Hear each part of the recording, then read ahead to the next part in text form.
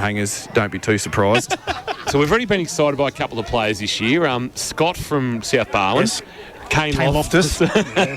We need a Geelong. Like we need to adopt a. We've got Max Kelly. We don't really. We don't know about. We don't. But we need you to. got to stop doing that. He's loving that way too much.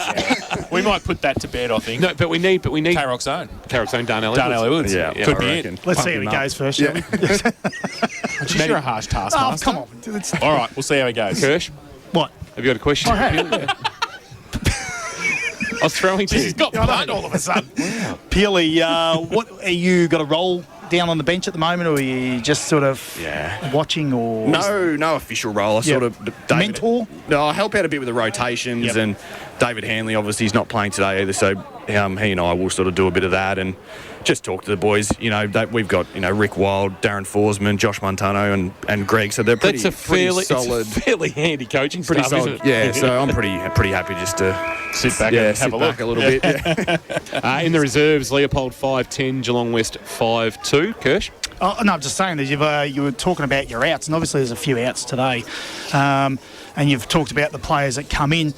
It's hard to replace the players that you've lost, though, isn't it? But it's good to see people like Gribble and that get their opportunities at VFL level. We talk about it. Jang has been close the last couple of weeks.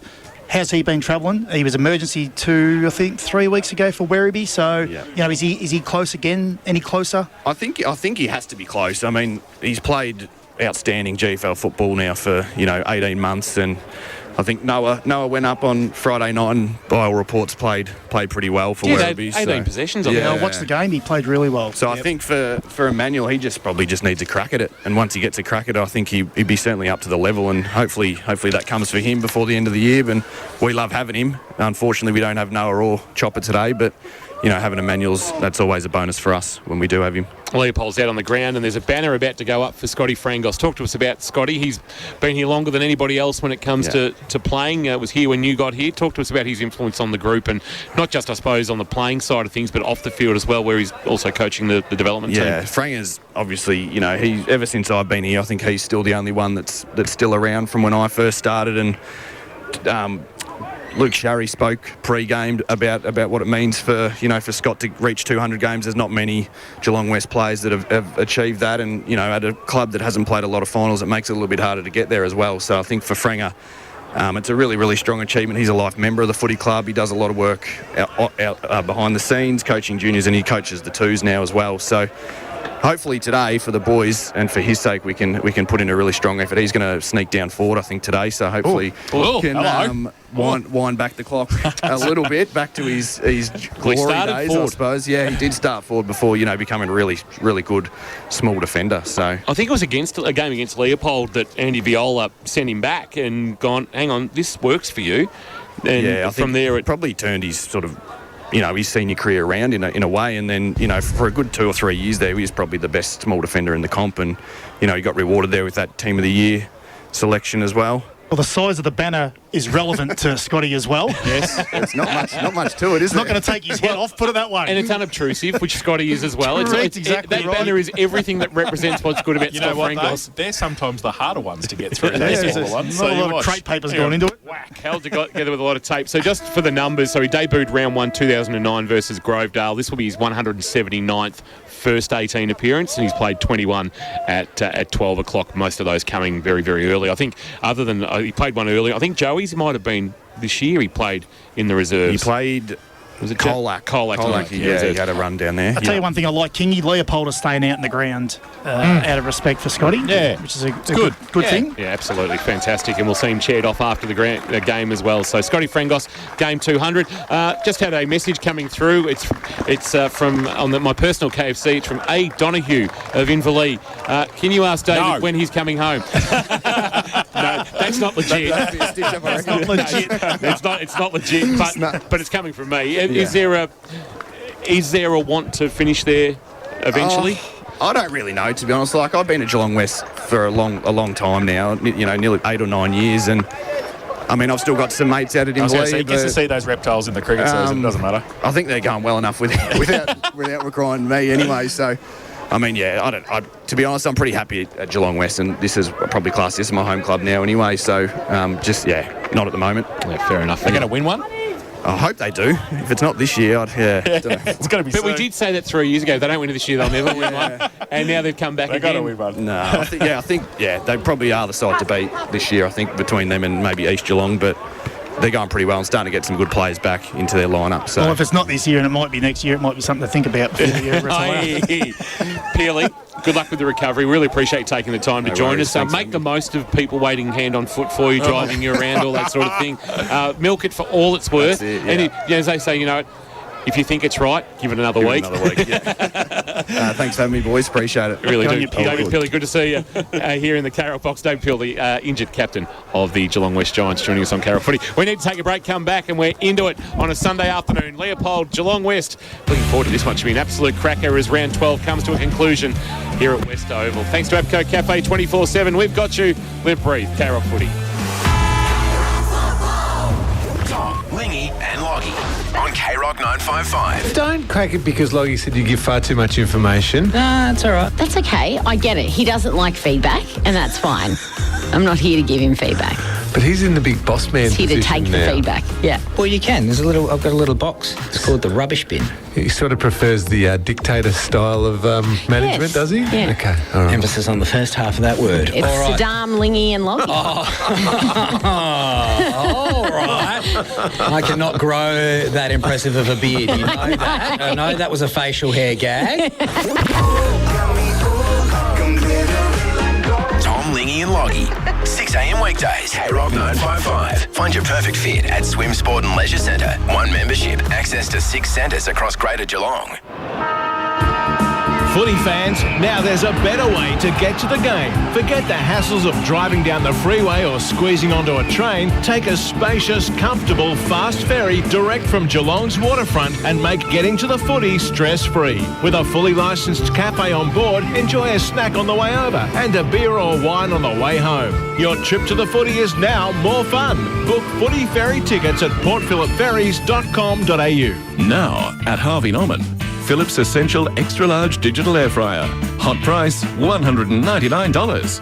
Exclusive to Harvey Norman. Samsung Quad Door Fridge. $2,599, save $500. Save $700 on the LG 65-inch OLED Smart TV. Only $3,795. Sonos 1SL Smart Speaker, $245, save $40. More great deals on now at Harvey Norman. Easy parking at 2 great locations, Corio and Warn Ponds. Why does Abco Cafe 24/7 coffee taste so good? It's the ingredients and care in every cup. It's our signature blend Gigante beans and fresh pure milk. Our beans are specialty roasted with milk textured until silky smooth for an award-winning cup of coffee. And this month at Abco Cafe 24/7, you could win free coffee for a year. Just buy a cup of barista-made coffee to enter. Win free coffee for a year at Abco Cafe 24/7. We've got you. Hi, I'm Patrick Dangerfield. When you're on the highway to the danger zone, make sure it's in a Rex Gorell new or used car. Rex Gorell just can't be beaten. They top the ladder when it comes to range, service, value and quality. So you'll only get the best when you buy your car from Rex Gorell. Family owned and committed to Geelong. Do what I've done. Join the winning team at Rex Gorell. Rex Gorell, Fine Street on the Trobe Terrace, Geelong. Visit rexgorell.com.au. LMCTs 1308 8349. At Metricon, we build amazing homes. And we're a local builder with local offices and local displays, all run by local people. And as Metricon is Australia's #1 home builder, our trades and buying power mean we can get you into your new Metricon home with confidence. We're regional Victoria's local builder. So talk to us and love where you live. Metricon. CDBU 52967. If shopping local is important to you, try the Sandman's Geelong-made mattresses. They're some of the best money can buy. These two-sided mattresses are so comfy and made to outlast any other. Plus, with a huge range of timber and fabric bedroom furniture and caravan mattresses, at the Sandman, you're spoiled for choice. With free delivery and mattress removal, sleep better with the Sandman. Visit the huge Grovedale showroom with lots of easy parking or shop online at sandman.com.au. Thanks to our #1 ticket holder, ABCO. Fueled by ABCO Cafe 24/7. For the bounce for Team Tyre Power and the Ponds and Norlane Hotel. Relax and catch up with friends at the Ponds and Norlane Hotel. We've got the toss of the coin out in the middle, and Jackson Collins, the acting captain, against Marcus Thompson with the toss of the coin. Chris Nichols, you're down on the ground getting the New Balances a little bit muddy. They are a bit muddy. Leopold won the toss and are kicking to the northern end. Northern or Old Sale Yards end? Old Sale Yards end, yes. That is the Warwick Yates end of the ground as opposed to the Joe Radojevic end of the ground, which is the Church Street end. And I will say that this ground isn't in not bad nick. I know the centre square area, the turf wicket's no good, but the rest of the ground is surprisingly good. Holding up okay. Thank you for that. I think so. Chris Nichols down boundary side will be keeping us in touch with what's happening injury-wise for St John of God. Head-to-head for Geelong Insurance Brokers, please. Matty Kershaw, what is the head-to-head you're keeping an eye on this afternoon? It is obvious the Mitch Patton. Who gets him this time round? Last time he kicked 5. I think he might have kicked a fair few points that 5-7. day. 5-7. Yeah, 5. There you go. 5-7. Yeah. But he, what did we say? We worked out, looking through my notes, they went to him about 70 to 80% of the time when the ball went in their forward half. They're a different look, Leopold, at the moment, obviously. They've got some more options, but he is the key down there, Mitch Patton. If he gets off the chain, look out. Nick Wood's going to get first crack at him. We know Nick Wood's a solid defender, but today Mitch Patton holds the key to Leopold's fortunes up forward. So that's our head-to-head for the day. Okay, that'd be interesting when the ball hits the ground. Wood's a little bit more taller. The agility, we'll see whether that match-up works early, so we'll keep a close eye on that one. Geelong Insurance Brokers, covering Geelong for 29 years. Check out geelonginsurancebrokers.com.au. We ran the Twitter poll, as we always do, and from that Twitter poll, can tell you that Arthur would have been part of that. Plenty of votes on the Twitter poll, thanks to KFC. Now, join the KFC workforce and have loads of fun. Check out careers.kfc.com.au. Thanks to the Hosking family for feeding us, as always, and appreciate the lunch that we had with the piece of chicken and the burger. It was very, very nice. Now, the poll can tell you from this poll, as I just try and find it here on the KFC Twitter, 80% Leopold, 20% Geelong West on the KFC poll. What that actually means, absolutely no idea. Winner and margin, gentlemen, as the teams are in their huddle. Please tell us, Chris Nichols, who's winning by how much? Leopold by 5 goals. 30 points for you. Jason Doherty. Leopold by 17. Leopold for me, conditions bringing this in 27 points. And Kirsch, the pendulum, please. The pendulum's in. Oh, yes. And it's back. Trust me, the pendulum is back today, guys. I know a lot of people out there actually message me about the pendulum and they love it. So here we go. Did they message you after the West Coast game? No, but Benny Castanilla did those several times. Just to let me know. Yeah, I'm sure. Yes. Because he picked him by the pendulum. Correct. Anyway, Leopold, they have a plus column of a staggering 39 goal better side than West. It is staggering in the positive column. In the negative column, they're a 46-point better side than the Giants at the moment. Obviously, we put that through the special formula and it gives us a result of Leopold by 26 points. Thank you for that. 26 points, Matty Kershaw in the pendulum. Just want to tell you that it's Giving Weekend for the Bowen Health Foundation, and of course this Bowen Health Foundation Giving Weekend is all about Project North. $2.5 million. North Shore Lara yesterday was the Project North game out at Windsor Park. Now, if you're looking for a snag this afternoon, you're in the car and you're thinking, I'm a bit peckish. The Bunnings at Warren Ponds, North Geelong and Torquay are raising funds. So the money raised this weekend from the Bunnings barbecues at Warren Ponds, North Geelong and Torquay.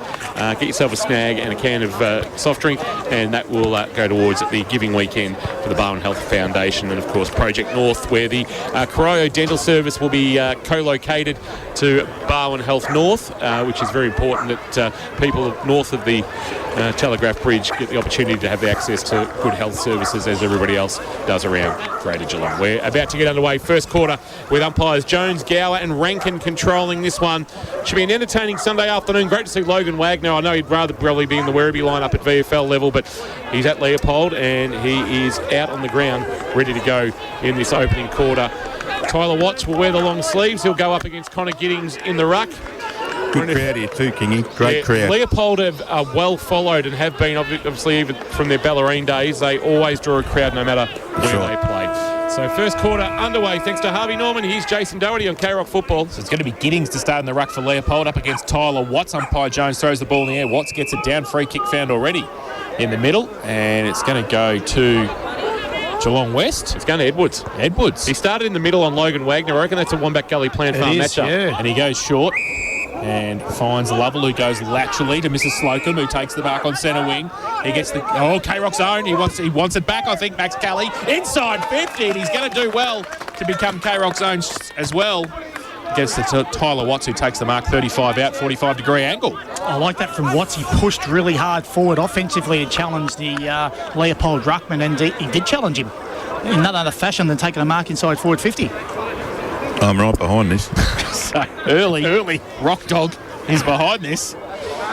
Tyler Watts, who got the first tap, which didn't really mean much, was a free kick in the middle for the Giants, and this would be a very fresh and good start for the home side. He comes in southern end of the ground. It was a run in Ben Brown style and then a stop, and he could have kept running, I think, because he's missed it. Yep. To the near side and through Bad miss. for one behind. So first score of the afternoon, and that is on the Harvey Norman K-Rock first quarter scoreboard.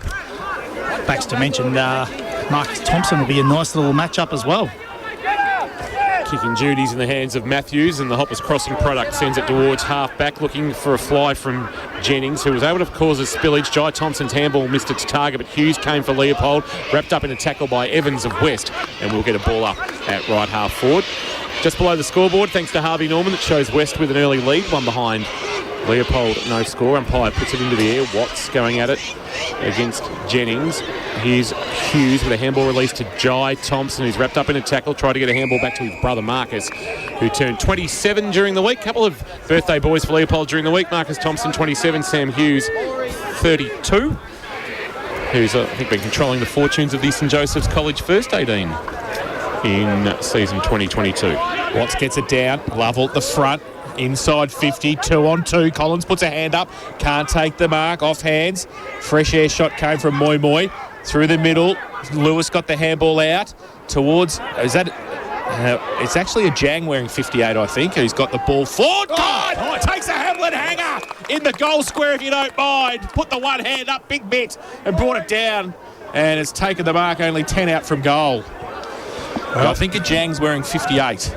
And I think Edwards is wearing 65. Right. We have... I think that's what it is. Right. So, doesn't matter though right now for Angus Codd, because he has got the footy 10 out directly in front, taking a great mark. And they've had all the play in their forward 50, the Giants, in the first 3 minutes of the afternoon. He's going to come in left foot style and keeps it low. And has just got it in. He made the goal umpire work frantically there to his left-hand side, but he's put it through, and great start for the Giants. They are 1-1-7. They lead Leopold. Yet to score, Harvey Norman, K-Rock, first quarter scoreboard, 3 played. Good start by West. They're coming off a game where they only had 20 inside 50s, and opportunities certainly dried up for them. But I was wondering who was going to kick their goals today. We know it's got to be Collins, but it's good to see Codd stand up early, and they've got to take the most of their opportunities forward. Leopold have hardly touched the ball, fellas. Yep, hands on pill, haven't got it. Umpire putting it into the air in the middle and winning it Giddings, but wonderful roving Mensch hit it at pace and then snaps a kick inside forward 50.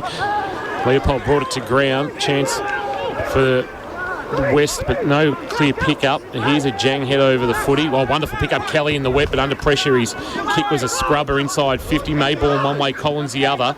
Rolling ball, chance for Watts, jamming on his left boot. It's a kick that goes up the chimney. It's a high ball, looking for Codd. Good spoil from behind, knocked it away. But the front of the pack is Lovell for West. Handball out the side door. Codd a chance for a second. Left foot shot, not bad. Pushed it across the face though, and through for a minor score. So 1-2-8, all the attacking West to the Church Street end in this opening term that's gone 4.5 minutes on the Port Phillip Ferries time clock. So Gordon with the kicking duties for the Lions.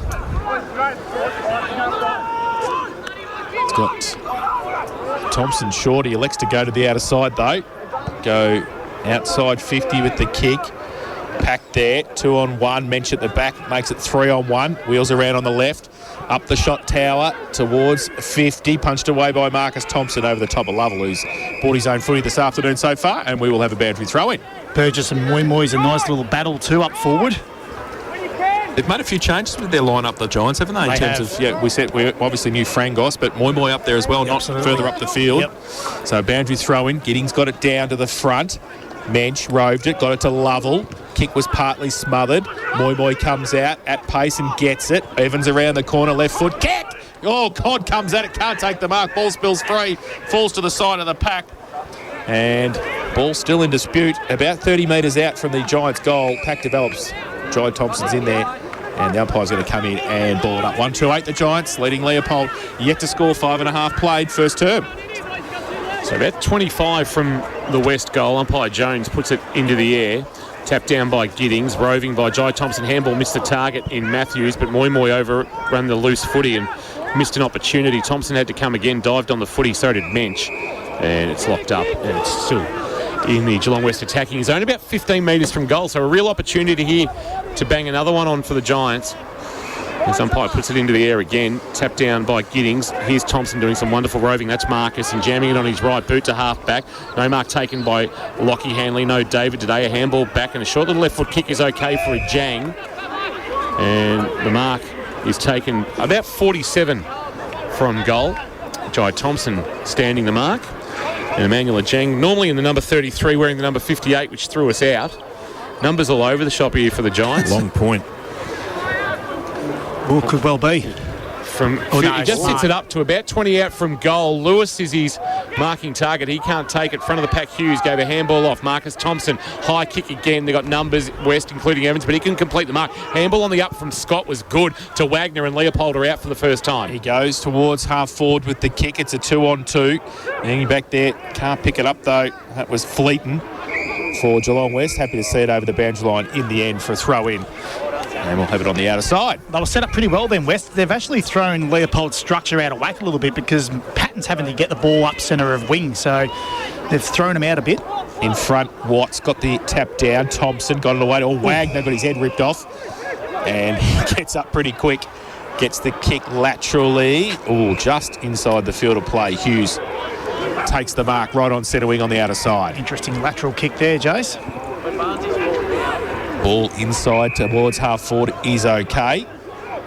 And they're going to try and move it quickly. Herbert gets it towards the top of the square, off the back of the pack. Leopold with the numbers. Handball over the top, punched away by Slocum. And they're going to be able to run away through Moi, Geelong West across half back.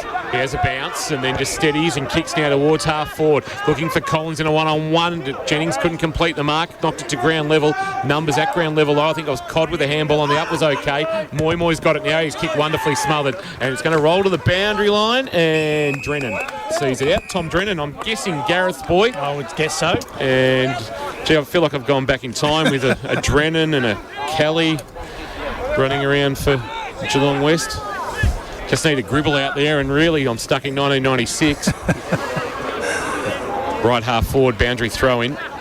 From position, Watts from behind, knocked down by Giddings. A Jang taken by Wagner. A couple of Werribee listed players come together as Thompson Marcus sees it out off his shin. It skids out of play, boundary throw in right forward pocket. What are West doing well through this opening 8.5 minutes on the Port Phillip Ferries time clock, Kirsch? Maintaining possession at the moment, and they're obviously winning uncontested, but more importantly, they're winning contested at the moment. They're just a little bit harder and want the ball a little bit more at the minute.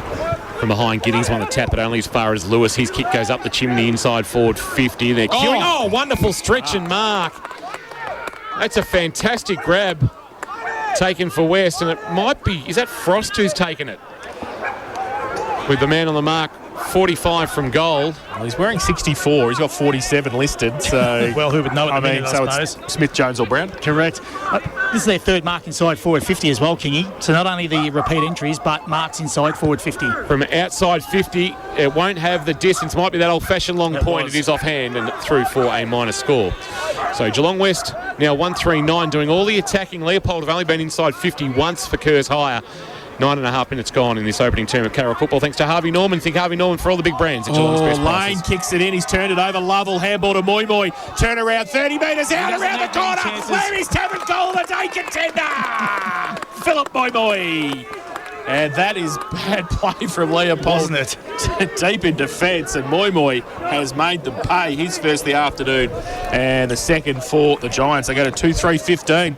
And they lead the Lions. Yet to score, Harvey Norman, K-Rock, first quarter scoreboard. At times, West's defensive half look a bit shaky, but under pressure, Leopold are looking really vulnerable and shaky at the moment. And it's fantastic play by Geelong West to get repeat entry, and keep putting them under pressure. Eventually, the damn wall will break and they'll get shots on like that. Yep, they got reward for effort there, Absolutely, that's for sure. They did. Chris Nichols down boundary side this afternoon. Umpire tossing it into the air. Giddings went up early, didn't get a clear touch on it, and then it was fisted forward by Watts towards Moy, the goal kicker. He hit it hard once, twice, and then went down low, lost it. Watts slung in the tackle, had a fresh airy, socket off the ground by Wagner, and fortuitously lands with Williamson in the Port Arlington product. Has got it in the middle of West Oval, pulls the kick to the pocket. Now there's a bit going on off the footy, and there's a hold has been paid going to West. Deep in defence. They'll look to repel. Right back pocket. Buckwell, I think it is, with the footy. Driving it to the wing. And Moy and Watts both fly. Neither can complete the mark. Moy found it at ground level, and he was found. Lane laying the tackle, and that ball's not coming out. We will get a ball up. So true centre wing, West Oval on a Sunday afternoon. You could flick the clock back 35 years and it'd be Geelong West and Sunshine probably playing each other. Ball up. Watts. Giddings goes up early. Watts gets it down. Lewis tried to run through without it. Moy. Handball on the up. And that came from Lane. Still on centre wing. Herbert over the top of it as well. He touched it. The umpire says held to him. Lewis puts the tackle on, so we'll still have a ball up centre wing. Grandstand side. Watts, Giddings, both get a hand to it, falls to the side. Watts could do his own road work. Giddings does his in the end. Left foot kick, long, inside 50. Patton can't take the mark. And again, the Giants' defence try and repel. Getting across there, Darnell Edwards. He gets the kick over the top to Mitch, who takes a one-hander, if you don't mind, and plays on quickly towards Watts, who sat and waited. Probably shouldn't have, because he's turned the ball over. Now gets around the corner. Williamson, handball. Backwards was okay, but Gordon's in the clear. Gordon is in the clear, but he's got a lot ahead of him and not much providing, so he has to kick very, very wide and finds Pitt, who's coming off a pretty handy couple of weeks, including 5 goals against Bell Park. He had 5-2 from 12 touches, so he was efficient inside 50, but he's a long way from home here. Just drives it long and handily, uncontested. That's not a great kick from Pitt, especially when there's no marking targets. He goes across the face of goal, and Evans is marked in the right back pocket, can give a handball off to Buckwell if he so chooses, and does so now. Buckwell now driving a kick towards half back. Drennan is his target. Lane was there for Leopold. Back to the pack. Frangos. Good tackle. Lane brought him to ground. Fourth to Spillage, and holding the ball is the decision. It was a delayed decision. He got it right, the umpire, but it took him a long time. Now, Lane slipped as he kicked. It went into the arms of Frangos and deflected to Ajang. Ajang gave a handball off to Drennan, who gave a handball back to Ajang. Ajang fumbling below his knees. It'll roll to the boundary line and out of bounds for a boundary throw. I should say it was Tanner Lovell, not Tom Drennan. And a boundary throw-in. I hope you're enjoying the call through Carrock 955, carrock.com.au on the AFL Bar and Facebook live stream on a Sunday afternoon. Boundary thrown right in front of the best. It's in the house thanks to Atco Cafe 24/7. Williamson got the handball away quickly to Thompson Jai. Back to the middle. Darnell comes the other way. Goes to the left foot outside. Kick inside 50 to Codd. But doing nicely at the back was Jennings, who got the handball free. He goes back towards centre half back. Settle the play down to Marcus Thompson. Goes out wide. And Maybaum takes it, wants to draw a play and get the handball over the top. He does. Jennings followed it up. Centre wing, drives it inside 50 with the kick. Buckwell goes up off the side of the pack. Giants again, keep an eye on Buckwell. Rock Dog, he looks in trouble behind the play. Handley's handball back towards the top of the, towards Barnes. Now to Lovell. He got the handball out further afield. Frost, his handball further afield to Hanley. There might be a way on centre wing, the Giants. And Hanley now kicking very wide, and the mark taken. I'd say that's Hall wearing number 64. King, I've just got K-Rock's Max Kelly down here. Down to you, Nico. Tremendous start, Kel. Before we start, Nico, just thanks for the nomination for Carrock's Own. Appreciate it.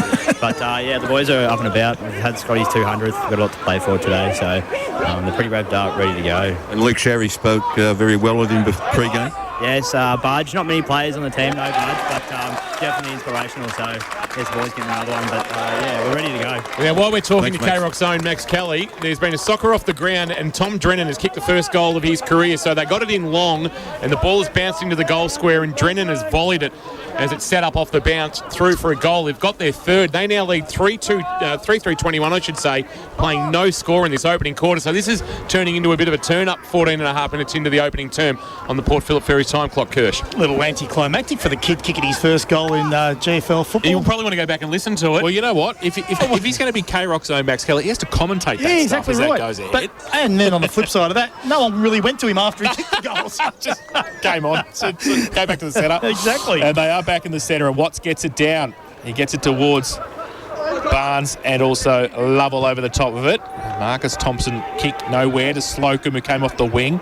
Tries to, I don't know where he was going with that football, because the only bloke standing within 30 metres of it was Luke Justin for Leopold, who took the mark and goes long. Darnell comes up. Hello. I think we might have another one, Max. You might be in trouble. Edwards across half back, takes the mark and settles the play down. Just chips the ball over the top. It's okay. And Lovell, where's he going to go? He comes lateral, back to Buckwell, has to sit and wait for it. He goes along the line towards Frost, who should have taken the mark. Justin, he should have picked it up as well. Comes back towards Frost. Now the ball came quickly around the corner from Ash. Back inside to Marcus Thompson, left half forward, goes with the kick long towards goal. Has missed it to the near side and through for one behind. So the first score of the afternoon for the Lions. They are one behind Geelong West 3-3-21. Harvey Norman, K-Rock, first quarter scoreboard. Hanley to bring the ball back into play. This is Lockie David not playing this afternoon. Takes off into the left back pocket and then sends a kick wide towards the outer side of the ground. One in Collins went through the hands of Maybaum of Leopold. Handball over the top lane back towards Maybaum. Maybaum freed the arms, tried to get a handball back towards Dixon, who had to palm it towards Gordon. Gordon knocked it towards Lane, who wasn't expecting it. He's fumbled under pressure here. Tried to get a handball up. He managed to get it to Jai Thompson somehow. He barreled a kick forward about 15 metres. It'll roll to the boundary line and Barnes will see it out. Right in front of Marcel Behrens from Geelong Regional Football, whose great action shots you'll see on Facebook at Geelong Regional Football. Keep an eye out for them each week. Great supporter of K-Rock Footy and krockfootball.com.au. Boundary throw in. Watts gets it to the front of Jang by himself. Clearing right foot kick towards half forward. Over the back. They just stand their ground though, Leopold, defensively there. Dixon takes the mark. Goes out wide. Turned it over though.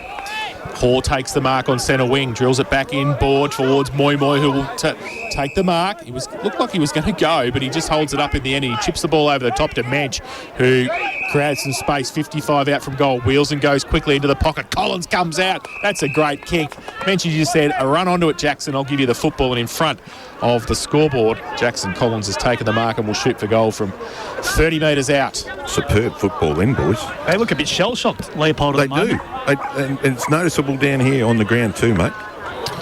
So Jackson Collins on the boundary line, left forward pocket, southern end of the ground, comes in now. Called to play on as he gets his right foot kick across the face of goal and off hands at the back of the pack. Jennings is going to kick back towards defensive 50. It's a 2-on-1. Nearly a mark taken by Wilson. Couldn't complete it though. Evans for Geelong West tries to keep it in, can't do so. Ooh, and then slipping over was Wilson on the bike track, which is surprising at Geelong West, and we'll have a boundary throw in. And that big gutter that goes in between the grass. The gutter's the worst bit. Yes, it's a shocker. Ball back into play. Watts front position. He gets a big fist forward about 15 metres into the path of it. Jang just pushed off Justin and then flying shot towards goal. It's going to hang sort of in some sort of breeze and then get fisted forward and through for a minor score. So a rush behind there to the Giants. They're now 3-4-22. They are all over Leopold, who are very flat-footed at the moment. The Lions are one behind, so a 21-point Giant lead in this opening turn thanks to Harvey Norman. Lane kicks it in, goes long, and outside 50, punched away from the pack. And the numbers with Leopold. Wagner gets it to Herbert, who runs through centre wing and takes a bounce, takes another bounce as well. Now he goes short with the kick is okay. Patton takes it. 50 from goal. And he's going to go back. He's gone on the Brett Lee run-up, so he'll kick from about 45. Beautiful play then by Patton. Beautiful lead. He's on the boundary line with this kick, and Kirsch to say they need this is an understatement. Yeah, absolutely. He'll take his all. So Patton, he kicked 2 last week against Bell Park. 2-5. 2-5. Comes in with a right foot. Gives it a good. He's happy that's with a it great too. kick. No, goal umpire was not. Missed. He didn't move too much, the goal umpire, and then went one behind. So he sold us all up the river there. So one behind to Patton, 2 behinds to Leopold. They trailed Geelong West 3-4-22. Harvey Norman, K-Rock, first quarter scoreboard. We played 20 minutes on the Port Phillip Ferries time clock. Port Phillip Ferries. There's no better way to travel. Short kick in is marked by Kelly in the left back pocket. He'll loop a handball over the top and then another one over the top that sets a little bit of a task there for Joel Fleeton. But they're going to get in trouble. Kelly came again with a handball out. Now on the bounce, it's taken by Maybaum. He's going nowhere, and we will get a ball up. Josh Dwyer was the man involved in the sequence of play. Umpire tossed it into the air, right half forward for Leopold from behind. Giddings wins the tap down, attacking it hard. Lovell didn't take the footy with him. Watts giving it to a Jang. Jang's right foot kick floats towards the wing, using the body well and taking a nice mark.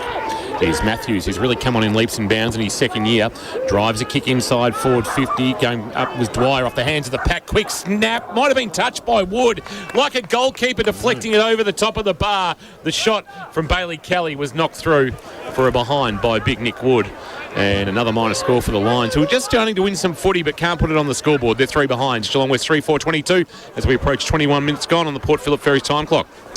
Evans plays on from full back, goes wide with the kick. K-Rock zone takes the mark just inside the field of play. So, and a bit of candy too from Max Kelly, if you don't mind. Right foot kick towards centre wing, and the candy was pretty good. The kick was terrible. Was out of bounds on the full. Oh dear. And he's got to be careful. Edwards is coming up, I think, K-Rock zone. But anyway, kick over the top. And Maybaum takes the mark in front of Slocum. Still on centre wing on the outer side. Not much movement at half forward for Leopold, as he's going to drive it long inside 50. Well, a couple of players fell over. The only one who didn't was Jake Pitt.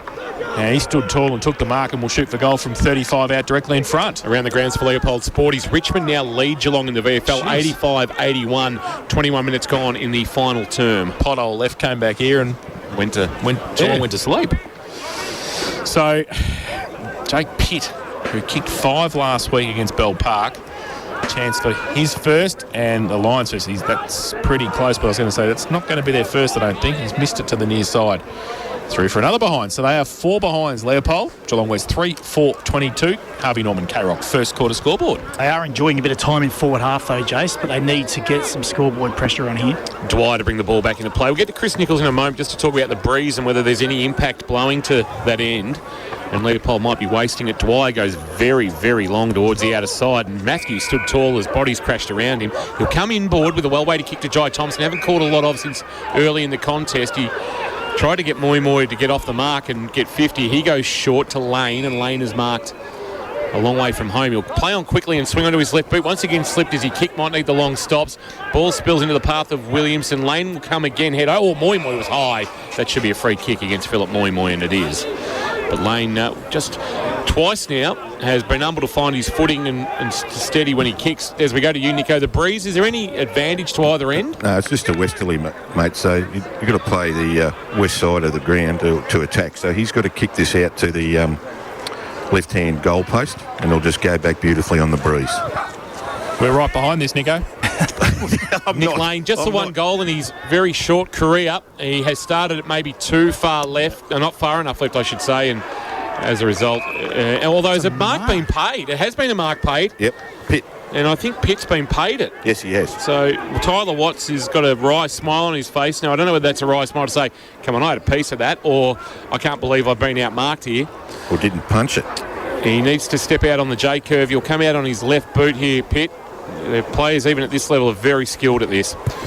So much needed. Stands out. He's kicked straight into the man on the mark in Watts, who didn't get enough purchase on it. And after talking Pitt up there about the ability to execute, he's let me down completely. It was always going to happen. Dare I say it, Ben Casaniglia style, that was an unrealistic attempt. Oh no, please don't go there again on a Sunday. Ball comes to the front. Jang gets it. He chips it over the top outside 50. Sets Evans a task. In fact, it might be too far, too wide, is it? No, it's out of bounds, said the boundary umpire, not on the full. Gee, they ran that out easy then. They did, didn't they? West are dominating this game at the moment. Just got to get on the scoreboard. So a boundary throw in. At half forward for Leopold on the outer side. Watts comes down to do the ruck work against Maybaum. And Watts in front, got a hold. Should get a free kick. Yep. And Will got to the front and did nicely. So they run now. They go towards centre half or towards the half forward flank. Drennan, he and Mensch didn't communicate effectively. Thompson got it in the end. Ball was smothered. Now Evans follows it up for Geelong West. Moy tried to take the ball away. Ball forward, Mensch got it back to Moi Moi. His kick was smothered by Wagner. Now Moi Moi on hands and knees again. Up towards Frost, who gets hassled out of it. Now Williamson through the middle. Can it sit for him? It does. He draws a player, handballs it. Maybaum, kick was partly smothered, goes towards centre half forward with the kick. Geelong West Giants working overtime across half back. K-Rock zone got held on to. The umpire said play on. Rugby scrum ensures. And the umpire will come in and ball it up about 40 out from the Leopold goal. There's been a lot of smothers in this game, whether on the man of the mark or in open play. 25 minutes gone, Port Phillip Ferry's time clock. Matty Kershaw on the experts chair this afternoon. Do they take the smother stat? It's a 1%er or a... Yep, okay. Watch from behind, won the tap down. Marcus Herbert slung in a tackle by Big Wood. Only one Wood this afternoon. Leave the 3 Wood and the 5 Wood in the bag. Boom, boom. Perfect. He's got the job on pattern, of course. Umpire into the air. Well, we heard that Jake Wood has farewelled the Giants for the rest of the year, which is a blow, and as David Peel alluded to, would have been going well in the best and fairest as Jai Thompson and Max Kelly come together, and no clear winner of the footy, so the umpire says nobody's going anywhere, so I'm going to toss it into the air one more time. Breeze just got up slightly. Now, Watts has gone early in the ruck contest, and there's a free kick being paid which way? It's going to Leopold and to Pitt in the ruck contest. Now, well, everybody's confused. Yep. The only player who sort of wasn't was Marcus Thompson, who I think was thinking about playing on, then stopped, put his hand up. He got called to play on. He did too. And he said, exactly no. right, Jace. He said, no, I'll give this back to Jake Pitt. Needs to start this left-hand goal post, the Adelaide product. From about 45, driving ball. It's a nice finish. Beautiful. He's read the breeze nicely there, Pitt. He's learnt from his teammates' mistakes previously, and I know the margin's still 12 points, but you've just got the feeling that Leopold have got themselves, if not back on an even keel in terms of the tempo of the game and control of the contest, maybe even slightly in front, Kirsch. Well, the inside 50s have dried up for West, really. They're getting it to the top of their 50 or the centre half forward area, and I guess Leopold are having some favourable time of ball in forward half. We've mentioned it throughout that call in the last 7 minutes that they've had time in forward half. Just haven't been able to kick a goal. 26 minutes gone, they've kicked their first, but I just reckon they're turning the tables a little bit with possession. So back to the middle. 12 the difference. Close to quarter time here at West Oval. Richmond's going to get some small revenge for last night. They're going to win the VFL. So Watts gets it down. Lewis in the middle. Got the kick away under pressure, but Lane falls into his hands. Takes the mark at centre half back. Comes towards centre wing with the kick. It's good. And finds Ash. Right on centre wing, plays on now, goes to centre half forward for Leopold. Good mark getting back there was Lockie Handley, who wants to switch it to lateral to Evans, who takes the mark in between the back pocket and half-back flank. 27.5 played first term, Port Phillip Ferry's time clock, so late stages of this quarter, he goes back across to face the goal towards Handley. He just chips the ball up top to Mensch. So just controlling the ball here in the last couple of minutes. The Giants, he goes short, lead up, and mark taken by Dwyer. He goes out wide. Oh, gee whiz, was that high? And Geelong West Giants play it down. It's Wood and it's 50. Well, he hasn't really moved. Got the peepers on him and he's not in a good way. And not sure, didn't pick up the Leopold player who came in the other way. There. Was it Luke Justin? It might have been. I'm just having a look. He's running next to the umpire, the controlling umpire, who has given the 50 metres. He's making his way to his feet now. So but he's a bit sick. That is Luke Justin. So good call, Kingy. So Geelong West have got the ball 55 out from goal. They go to the top of the square. Drennan over the back, can't take it. Mensch, he can't take it either, and it's out of bounds in the left forward pocket for the Giants. Deep into attack. 29 played first term. Listen, John of God, he's not a well boy, Nico, is he? He's really taking his time over there. Yeah, he's ill. Bleeding from the mouth too. Right, so it'll be interesting to see if there's concussion. We won't see him again today. Been playing well. That matchup would be interesting to see. He goes to Patton then in the Geelong Insurance Brokers. Last couple of weeks I've mozzed the matchup. Yeah. Jeremy McGovern and... Right, just there we go. Look, just suddenly dropped that I was on an AFL broadcast. Just a drive-by.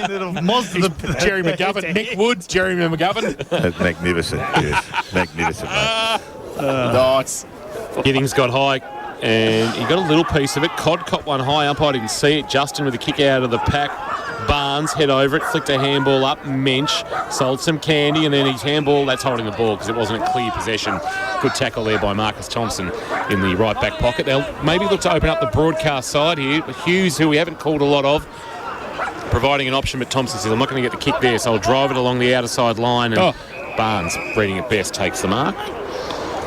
He's got it. True centre wing out of side. They're just holding firm here for the moment, the Giants. While Leopold just making a little play on the game. They've just controlled the footy for the last minute and a half or so. Shorty goes to Buckwell on the centre wicket table. Drives it to about 28.5 out from goal. Siren goes. There'll be no mark paid. And that is quarter time here at West Oval. Geelong West 3-4-22. Leopold 1-4-10. Chris Nichols is quickly out onto the boundary. He's going to have a very quick chat with former Leopold captain Jai Thompson, who's down boundary side. Thanks for your time, Jai. They jumped you at the start there, mate. Yeah, well, we've actually had some pretty slow starts in the weeks prior, so we actually wanted to start better, but they jumped out of the gates, and we've just got to claw our way back now. Yeah, so you got the last goal, so you missed a couple of set shots, so you're getting the ball. Yeah, plenty of the footy. We just got to put it all together. A few turnovers. Boys a bit sloppy. Just got to start fixing some things up. Thanks, mate. All the best.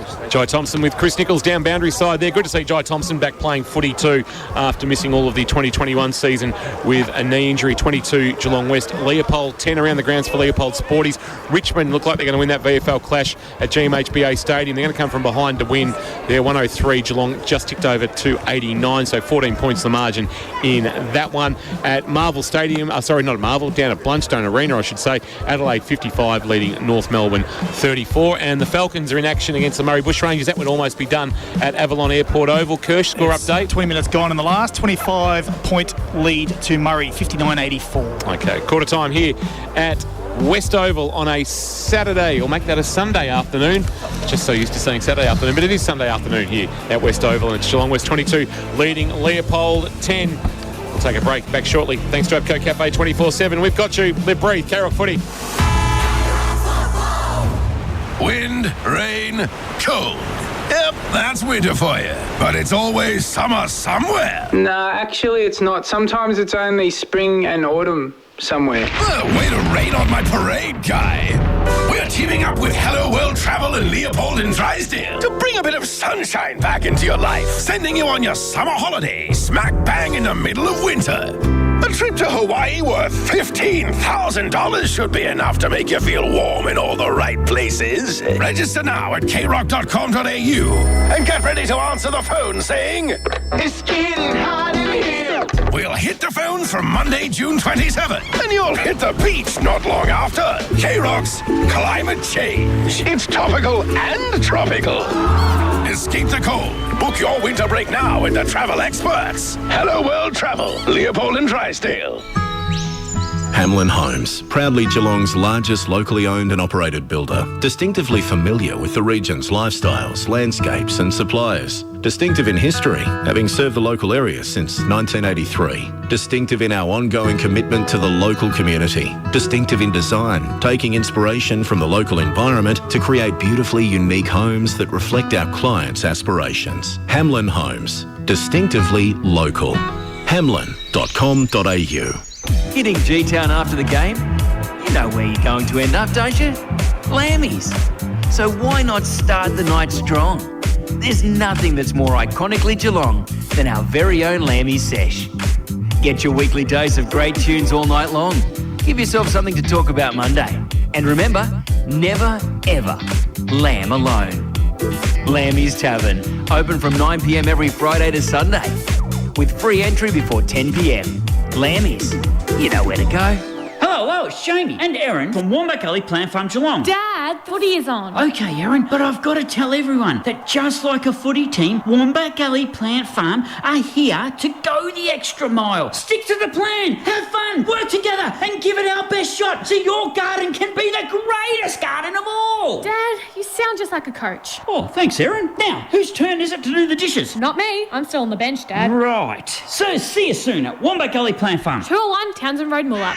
Bonus local delivery on selected bedding purchases now at Harvey Norman with purchases over $999. Includes mattresses, ensembles, bedroom and kids furniture. Plus 60 months interest-free, no deposit, no interest from Latitude with 60 approximately equal monthly payments and receive a bonus gift card up to $1,000. Finance only available if you have or are approved for a participating Latitude credit card. Minimum finance amount $1,000. See T's and C's. Interest applies for non-compliance. Fees and product exclusions apply. In-store purchases only. Delivery within 25-kilometre radius of store. Bonus local delivery on selected bedding purchases at Harvey Norman.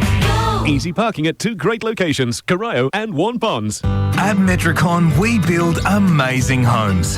And we're a local builder with local offices and local displays, all run by local people. And as Metricon is Australia's #1 home builder, our trades and buying power mean we can get you into your new Metricon home with confidence. We're regional Victoria's local builder. So talk to us and love where you live. Metricon, CDBU 52967. Thanks to our #1 ticket holder, APCO. Fueled by APCO Cafe 24/7. Jang wearing 58, I think, who's got the ball forward. God! Takes a Hamlin hanger in the goal square, if you don't mind. Put the one hand up, big bit, and brought it down. And it's taken the mark, only 10 out from goal. Lane kicks it in, he's turned it over. Lovell, handball to Moy Moy. Turn around, 30 metres out, around the corner. Larry's tapping goal of the day contender. Philip Moy Moy. Yeah, Philip Moy Moy is fun to watch, and there were 3 goals from Geelong West in that opening term. Leopold have just broken from their huddle. Chris Nichols, down to you. Well, they went into their groups, Leopold. I listened to them, and it was a player-led. It was very self-regulation. They were basically geeing each other up. Coaches didn't have to say much either, and then Buddha just put the polish on it and just said, stick to the system, but boys, we've got to get the ball. It's a very simple game. If you have the ball, you control the game. If you don't have it, the other mob control the game. And at the moment, Geelong West are controlling the game. 3-4-22, they lead Leopold. 1-4-10. 103-89 the final score in the VFL clash at GMHBA Stadium. The Cats beaten by 14 points, so they stay adrift of the top 8 for the moment. Jai Chalcraft with 35 possessions. It was impressive. The St Mary's listed at midfielder. Cooper Stevens with 28, Quinton Nark with 24 for Kerrs High, 21 apiece for Dempsey and Higgins. In terms of goals, there were 2 for Evans, 2 for Neal, 2 for Radigalia. Toby Conway with 12 possessions and 26 hit-outs, 4 clearances as well for the Cats after losing the Conway Cup last week to his brother when they got beaten by Werribee. But the Cats have now, I think that's 2 if not 3 on the bounce they've lost now at VFL level. Definitely last week and this week with losses. So players in position, not too far away from this second quarter getting underway thanks to APCO Cafe 24/7.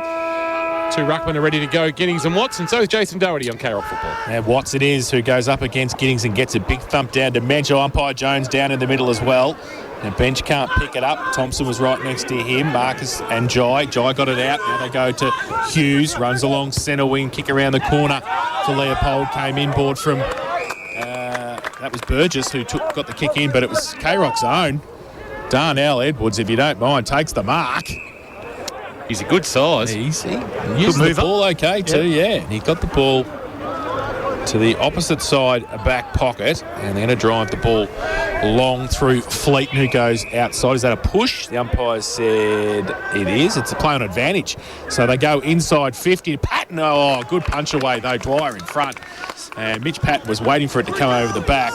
Dwyer put his big mid up, put it through for a rush behind. So 1-5-11 now the Lions. The Giants 3-4-22. APCO Cafe 24/7 K-Rock second quarter scoreboard. He has the job obviously on Patton now that Wood's gone off. Geelong Insurance Brokers head-to-head. We'll keep an eye on that. Long kick in Dwyer. Got over the top. Handball out the side door. Might have been Codd trying to get it on to Lovell. It's come back to Codd and we'll get a ball up at left half forward. Just an update for St John of God on Nick Wood. What have you got for us, Nico? Over now, I'm just wandering over now to get the update, mate, of Matt. So thank you very much. I'll report in. Jang to Slocum for the Giants at right half back now. He drives a kick towards inside forward 50. Oh, down low. Hamlin hanger contender from Dixon. That's a good slips catch. Diving. He had to take it too because if he didn't, loose footy was ready to be pounced on by a couple of Giants. Dixon's kick is okay to the wing to Burgess, so it's good to see back after a hamstring injury suffered against Newtown in round 2. It's called to play on, and he's going to send it long inside forward 50. It's a high ball. Pitt will set himself. Couldn't complete the mark. Front of the pack, Williamson. Good tackle, Buckwell. And the umpire says at the top of the 50-metre arc, I'll ball that one up. 22 playing 11, West leading the Lions. Kingy, Nick Wood has lost a tooth and is concussed. So we probably won't see him again. Ball to the side of the pack from the ruck contest. A Jang outside of the right foot towards Frangos, who defensively punched it on. He was in front but needed to work pretty hard there, and they see it over the boundary line on centre wing. So pretty good effort from Frangos and West there, and they keep it at centre wing. With Nick Wood going off and Dwyer going back onto Patton will make him the match-up, but obviously they're at 0-0 still because Patton hasn't hit trouble the scorers yet. No. For Geelong Insurance Brokers, our head-to-head boundary throw-in. Unfortunate for Nick Wood. Watts grabbed it out of the ruck and then did a blind turn but lost the footy. It managed to fall into the path of Frangos, who was wrapped up by Lane at the same time as he took the footy, and we'll get a ball up edge of the centre square. How's the pendulum going? West in attack. Oh, it's only early. It's swinging. It's swinging. Watts and Giddings nullify each other, but Watts came again, knocked it forward. Hoare for West, trying to barge his way through, but going nowhere. That might be Barnes, is it? Or is it Lovell? It's Lovell. And at the edge of the centre square, we will get a ball up. West in attack. They lead by 11. Throw up for Watts and free kick for a Shepherd, said the umpire. And no one knows nobody knows who's doing what. It's going to be a free kick to a Jang. So he's pushed off the football, obviously, or kept out, shepherded out of the contest. He didn't know himself. No, he didn't, but he'll take the free kick. So he's just inside the centre square. He is going back on a very long run-up. Ben Brown-like. And it's very Ben Brown-like. And he's going to have to kick this from 57 metres. Who goes up with the right foot kick, goes to the top of the square. Big pack there off the side of the pack. Moi fighting hard for it. The ball was thrown out towards Frangos, who gets wrapped up in a rugby-style tackle. And the umpire will come in and ball it up. Cod getting off the ground as well. So deep into the Giants' attack. That wasn't a good kick, Kirsch. No, it wasn't. Top of the square if you can't make distance. Free kick found over the shoulder, and Watts can't believe he's given it away. Free kick going to Connor Giddings for the Lions. Gives a handball off to Lane, who on his left boot sends it outside defensive 50. Wanting Mayborn, knocked away by Slocum, was good defensive play. Ball rolls towards the boundary line and out of bounds for a boundary throw-in. So the game settled into a bit of a lull for the moment. 3-4-22 Geelong West, Leopold 1-5-11. So the only addition to the score, a rush behind to Leopold since quarter time. The boundary throw-in will favour Watts, who almost sort of just grabbed it and palmed it to Mensch. Mensch gave it to Slocum. He gave it back to Mensch. Handball over the top, missed Barnes. Jai Thompson got in the way for Leopold. Gave it to Wagner. Wagner now kicking to a one-on-one, and Pitt outpoints Joel Fleeton and marks for Leopold. Swings, turns and kicks, looking for a lead and finding one. It's a good mark too, taken by Ash. Ash onto his right boot. Instead went to handball and then decided to kick, and he just chipped it up for Patton to run onto. Dwyer judged it okay but couldn't complete the mark. Hanley, Edwards got a little nudge, and then the kick was okay to Buckwell, and good composure from a young West defence. They go out wide and they can squeeze the ball. They've got a couple of levels there. Handball was partly smothered. He has to go and get it himself, and it's chopped off though in the end by Gordon for Leopold. So he's over the boundary line. So just forward of the centre wing for the Lions. It's fair to say they look flat, Jace, Leopold. They don't have much pizzazz or energy about them at the moment. No, they don't. The boundary throw in favours Watts in front. Little fist down. Herbert. Handball over the top. Wagner had to go back the other way. Evans falls in the arms of Barnes. If he can get it out towards Mr. Slocum, he's away. And can he pick it up? It gets across the glue pit in the middle. Oh, he's under pressure now. He's gets around, does nicely. And goes to the right foot. Long kick inside towards Cod. Moi goes up way too early. He went up last Thursday for that mark. Oh, my goodness. And it's going to be a free kick to Leopold. And, gee whiz, misread that well and truly. And the ball is going to be Leopold. They're going to go lateral into the back pocket. And they're just holding the ball up now, trying to switch it around towards Marcus Thompson, who's taken it still in the back pocket. He comes towards the corridor. Risky kick, but it's well weighted to Jennings. Jennings a handball off to Wagner. Wagner driving a kick towards left half forward. Won't get to its intended target, and Patton and Slocum back with the flight. Judging at best, took a good mark. in a one-on-one against the bigger Maybaum. Handball off to Evans. Evans out wide to Dwyer. Dwyer wants to come to right half forward. Went looking for Collins, but it was fisted away and was well played. Might have been Lane fisting it into his own advantage and marking. Gave it off to Jennings, who drives a kick onto the chest of Patton. Wilson is storming towards goal. Swings Patton, just sets it up into the pocket. Wilson will come again. Couldn't take the mark. Good spoil Hanley, overrunning the footy. Williamson. Edwards very clean. Handball back was okay to Buckwell. Buckwell into the right back pocket to Evans, who's kicked it into the man coming towards him, who smells it out of bounds. Pitt. And the boundary thrown in the left forward pocket. There have been plenty of them this afternoon on the Kerrs High stat sheet. Max is in trouble, I reckon. Yeah. K-Rock zone. Well, you like him, don't you? Oh, I do like him. There's something about him. The boundary throw in. Leopold deep into attack. Ball, Lovell slung around in the tackle. Ball spills free. There is K-Rock zone, but only for now. Max Kelly gets it out. And Buckwell from the back pocket chips it over the top. Terrible kick.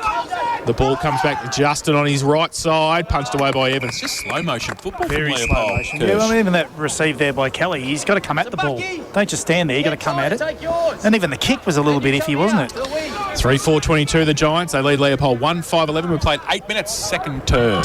Sun shining here at West Oval. What's uncontested, a double fister down to the front to Mensch. Mensch a handball over the top to Barnes. Dumped as he kicked, but it got to Moy Moy. Moy Moy snapped a kick around his body to the wing. Good defensive spoil from behind. Might have been knocked away there by O'Brien. And now at ground level, there's a Leopold player at the bottom of the pack who's wrapped up. And we'll get a ball up. Getting to his feet is Lane. He was stiff not to get a free kick then, Lane. It was a bit high for Mr. Slocum. Tap down Watts. Quick handball release to Mensch, but it's a throw. It was too quick from Lovell. And it's Marcus Thompson taking the resultant free kick. He is everywhere this afternoon, Marcus Thompson. He always is, isn't he, Kingy? You'll bob up in your cereal tomorrow morning.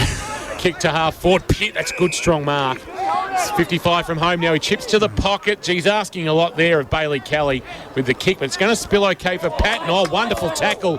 Bringing him to ground. Might have been Lovell who was able to just clench on. It was Evans, in fact. Just got on for the ride and brought him to ground, the two number 5s. And in the right forward pocket, Church Street into the ground, a ball up. Leopold in attack. West by 11. 9 minutes gone second quarter. Just the one behind added since quarter time. Watts gets it down road by Patton. Tries to run through the pack. Kick was smothered again. Ball comes Thompson. Gives it away. Williamson. Left kick was smothered again.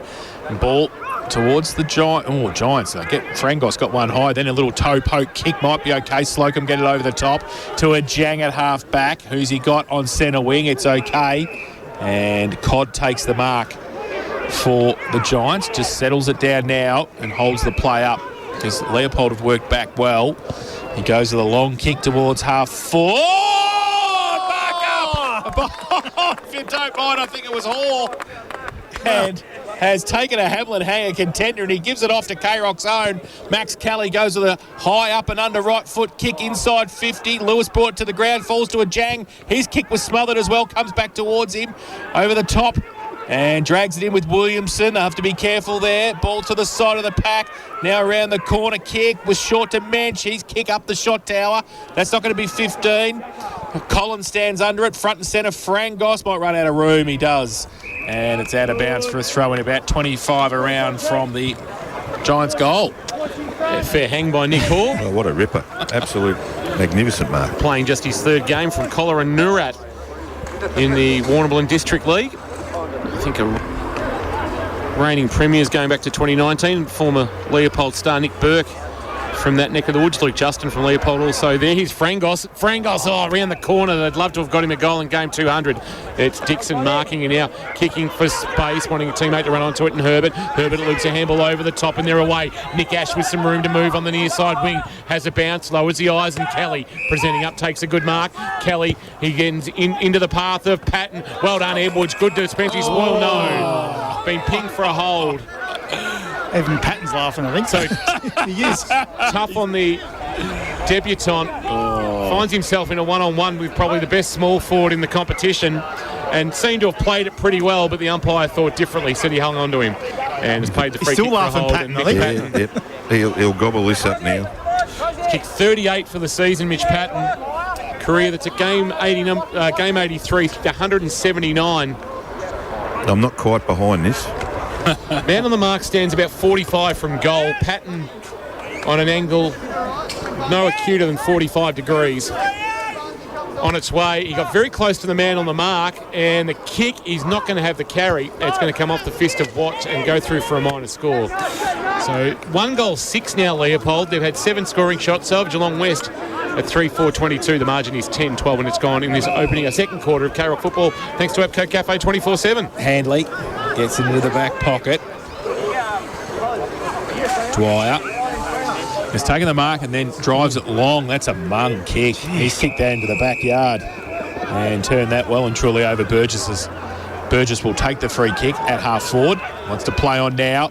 Thought about the short kick, then goes further in towards the pocket. Pitt comes up. Oh, can't quite take the grab. He did most of it until it hit the ground as he hit the ground. And the pack develops around him. And about 30 around from the Lions goal will have a ball up.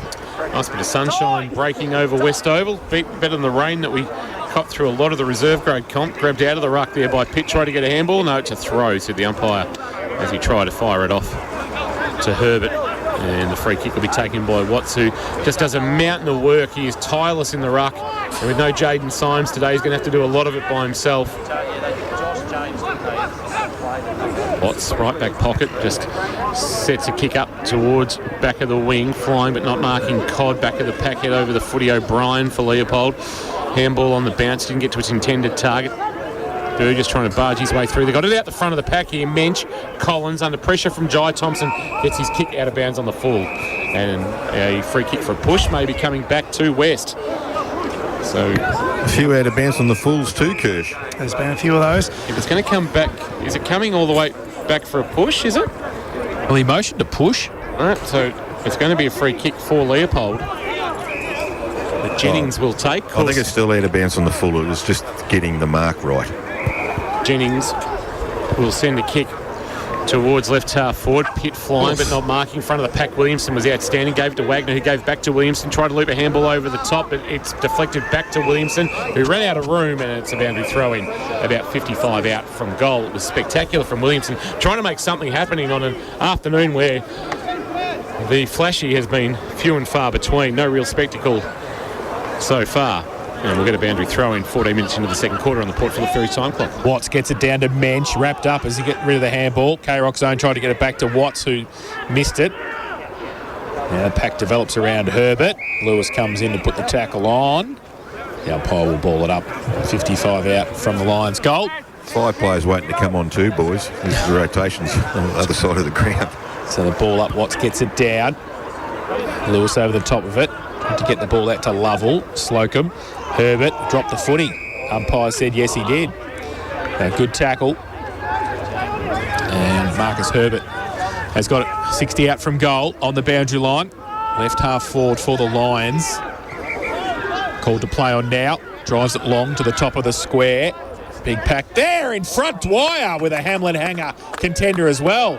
Lots of smothers and lots of hangers today, and he gets it out to Max Kelly, who handballs over the top, and they try and drive it out through handball. Lovell got the handball. They're going to get in trouble across half back, though.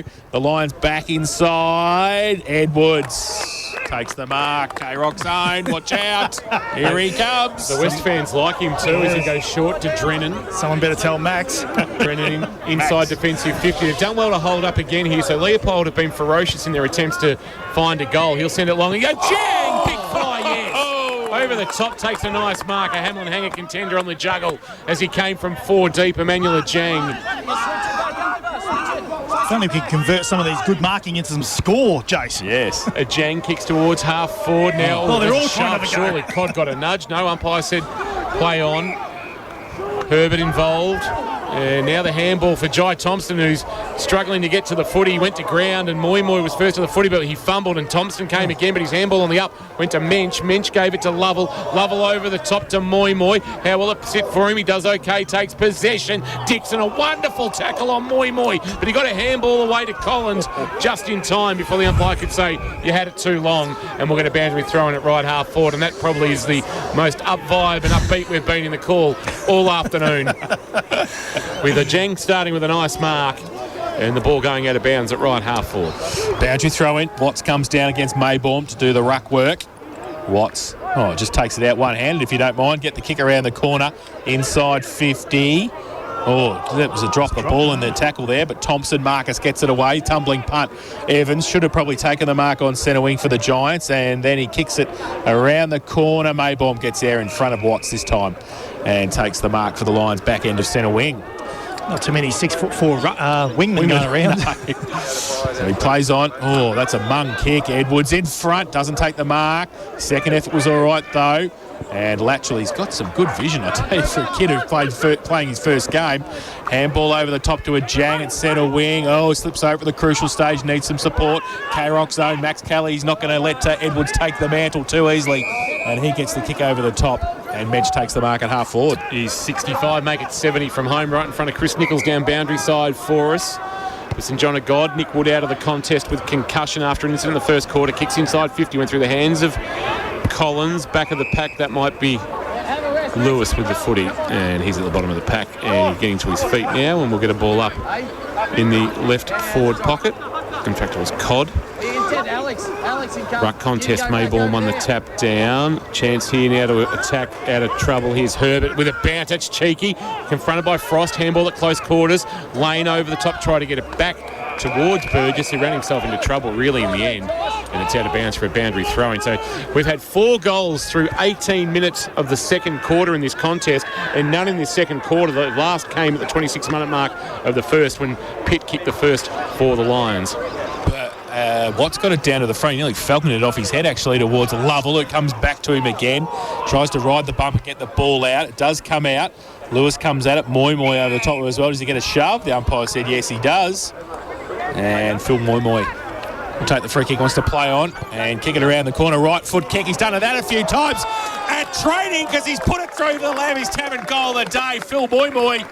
And he has kicked his second of the afternoon.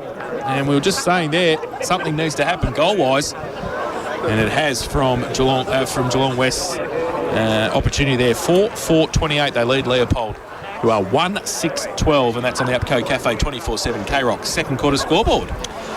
Well, to say the game needed something, that was something, but still it was a free kick outside, well, just on the 50. It wasn't really anything, structurally or set plans or gameplay. It was just a bit of luck. Old-fashioned grunt. Old-fashioned grunt to get the ball forward, isn't it? Well, on a day like, with the ground a little bit heavy, sometimes you've just got to. That's right, mate.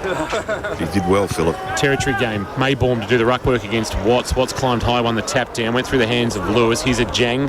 Lost it in the tackle, got it back to Lovell. Lovell slipped as he went to kick, picked up by Thompson. A handball on the up was good to Wagner. Wagner a quick kick inside 50, hit Pitt on the chest. Good class there from Wagner with the pass, and then he'll just chip one over the top to Tom Scott, who has marked in front of Evans. And Scott really needs to go back and have a shot here and try and get one back for the Lions. They've kicked 1 goal. This is the 4th placed Leopold, who are coming off a 76-point win over Bell Park last week. They have 1 goal as we tick into time on the Port Phillip Ferry time clock in the second quarter. Tom Scott, not a noted goal kicker, but will kick from about 35, and that's why he's not. He's got right under that and shanked it. They're queuing up to mark. Quick snap over the front of the pack came from Nick Ash. There was a couple of Giants who spoiled each other, and it's through for a minor score. They're now 1-7-13, Leopold. That's 1-7-13 on the K-Rock APCO 24/7 scoreboard. Geelong West are 4-4-28. Sounds like we're playing the game at Gores this afternoon. A lot of dog action around the ground today. Sunday afternoon. I'm sure Bryce is enjoying that back in the K-Rock HQ. Kick in from Handley. Goes out wide. Oh, Maybaum just goes up indiscriminately if you don't mind. Straight to the back of Tyler Watts. You're going to put your jukes up. He just pushed him directly in the middle of the back. Yeah. So Watts takes the free kick. They're doing some silly things, Leopold, as a team. Yeah. Collins takes the mark uncontested, centre wing. And he drives it long with the right foot towards half forward. There's a couple of pushes there as well in front. Now Drennan on the side. Leaves it for Moy. Kick over the top. Coming back at Jang. I think that was front on contact for Wagner, who takes the free kick and goes to the back to the goal square. And now they're going to drive it out. Whoa! Towards Giddings, but it got chopped off by Lovell, who wants to turn around and play on. And his kick is continually terrible to the back to the back pocket. It's out of bounds on the full. Can we hit Control Alt Delete on this game? And start again. I'm going home early, I reckon. I'll give back some money today because Anyway, Leopold free kick in the last line of defence. Lane a long ball towards half back and flying Edwards and also Owen. Neither could take the mark. Front of the pack, Jai Thompson gave it to his brother Marcus. Marcus barrels a kick to the wing, bouncing ball. Kelly put the arms out, sort of waiting which way it would bounce. It pitched right and out of play for a boundary throw in. True centre wing broadcast side. Hope you're enjoying the call through KROC 955, KROC.com.au and the AFL Bowen Facebook live stream. We're trying to make it We're doing our best. entertaining as possible, but it is a tough Sunday afternoon grind, this one. Ball back into play, tapped down front of the pack by Codd. Front of the pack battling for it was Lovell. He's being harassed mercilessly by Herbert, who was able to then shove him off the footy and it spilled out of bounds. Any bands on at the yards today, do you reckon, Nico? What do you reckon? Certainly an option. I was just star spotting and saw Jordan Erskine as a interesting onlooker. Okay. Tapped down by Giddings. Interesting interpretation of star. Handball over the top. Local star. Thompson to Tom. Scott, one hand, couldn't complete the mark. Confronted by Frangos. Did okay, Scott, to knock it into space. Wilson handball, turned it over. Got on by Hoare, who took a nice mark early. Rare highlight this afternoon. Good tackle. Wilson holding the ball. Umpire put the whistle to the mouth, changed his mind. He was going to say stop the play. Here, Scott did okay for Leopold.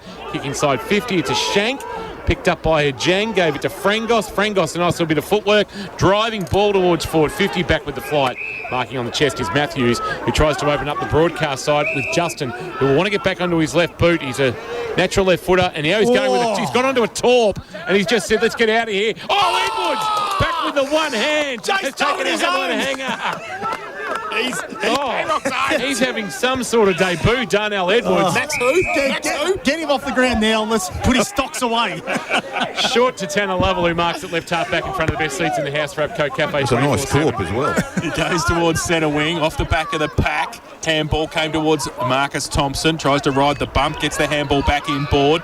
They get towards Jai Thompson. Now they go the kick through Lane towards centre half forward. No mark taken. At the front was Pitt. Kick off the ground though. The Giants back towards Lane in the middle for the Lions. Left foot kick across 50. They go up. No mark taken. Front and centre Frangos.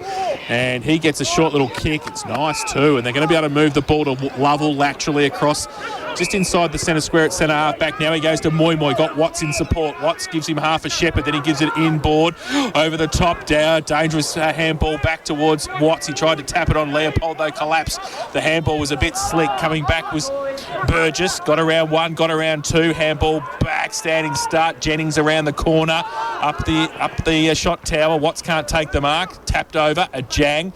Used the body, left the footy behind. Now it goes to Lovell off a step, back to half forward, but it's all Leopold. Justin gets back there, takes the mark for the Lions. You would think there was driving rain, hail, sleet, snow and every other condition.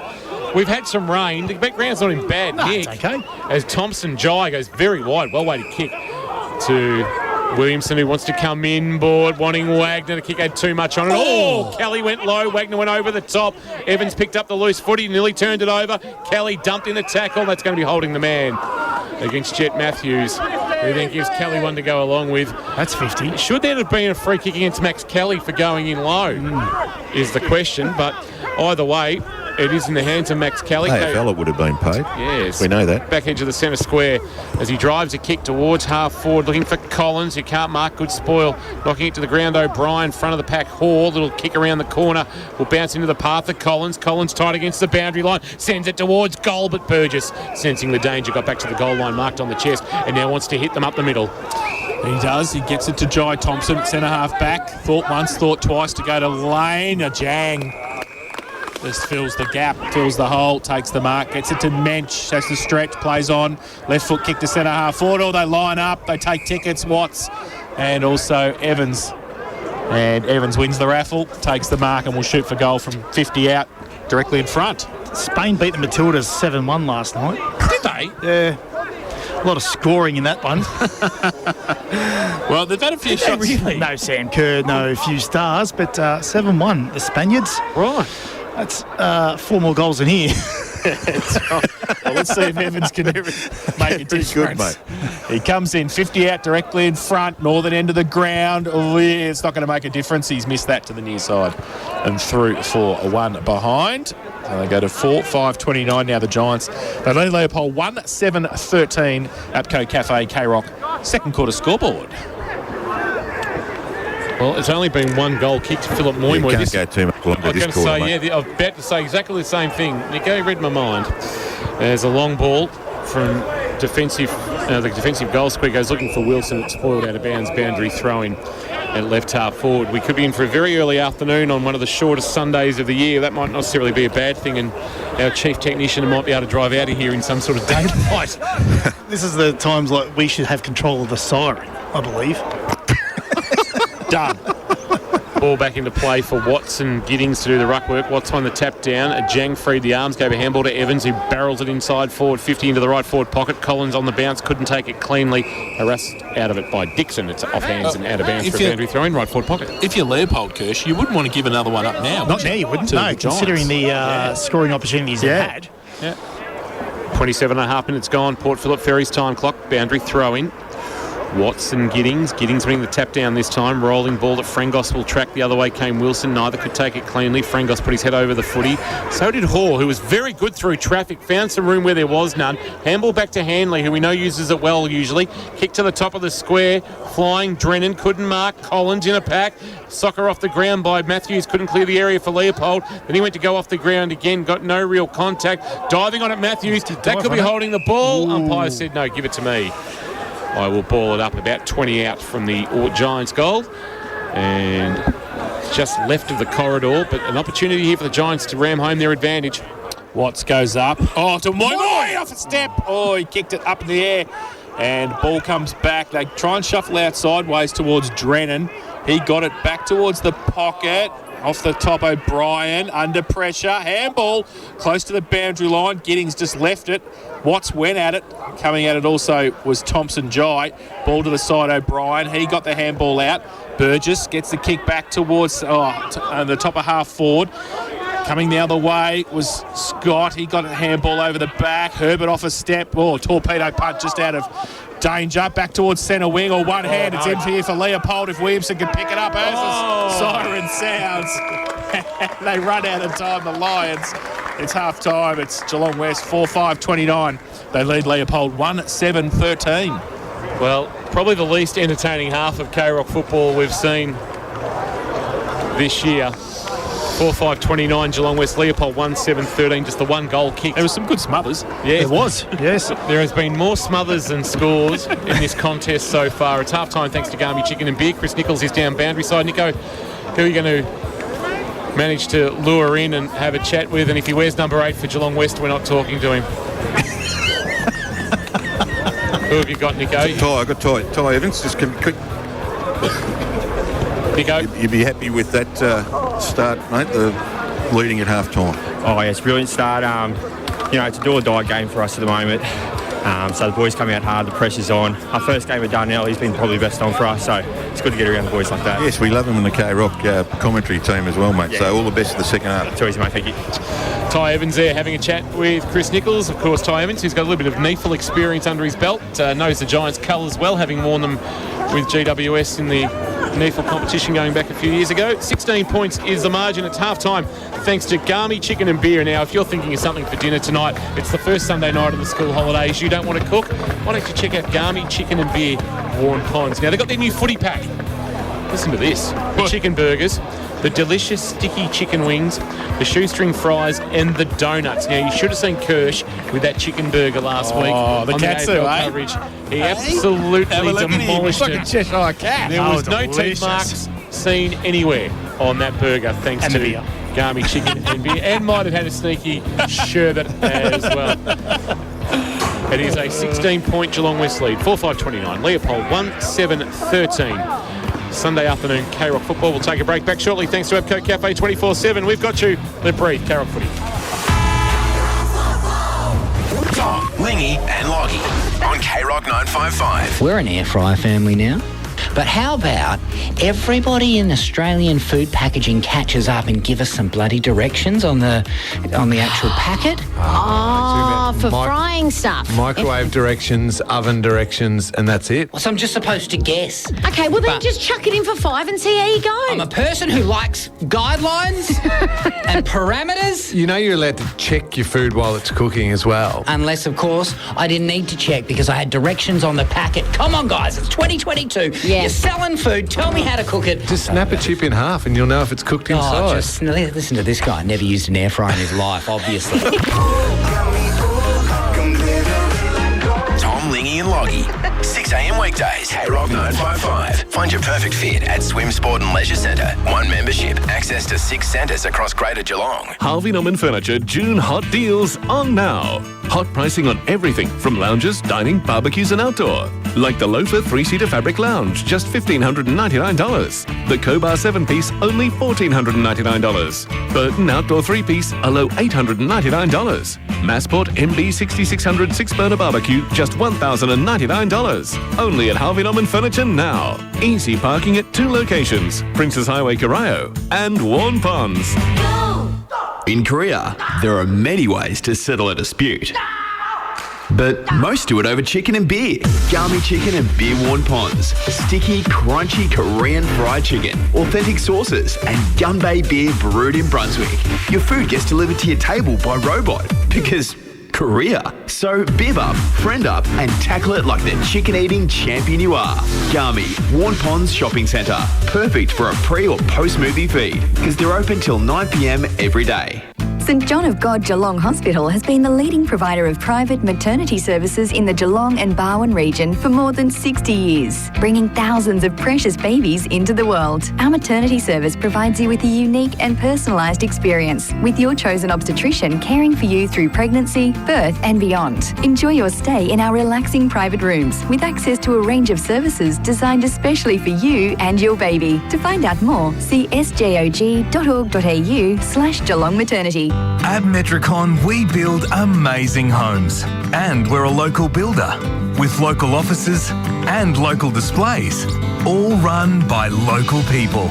And as Metricon is Australia's #1 home builder, our trades and buying power mean we can get you into your new Metricon home with confidence. We're regional Victoria's local builder. So talk to us and love where you live. Metricon. CDBU 52967. Thanks to our #1 ticket holder, APCO. Fueled by APCO Cafe 24/7. Does Leopold have worked back well? He goes with a long kick towards half forward. Barker! If you don't mind, I think it was Hall. And has taken a Hamlin hanger contender and he gives it off to K-Rock's own. K-Rock's own. Well, that could be anybody now. It could be Max Kelly or it could be Darnell Edwards, because Darnell Edwards is making a debut to remember for Geelong West this afternoon. Young player out of the under-18s. He's got a bit of a background at both Corio and Bellpost Hill in the juniors, and he's helped his team to a 16-point halftime lead.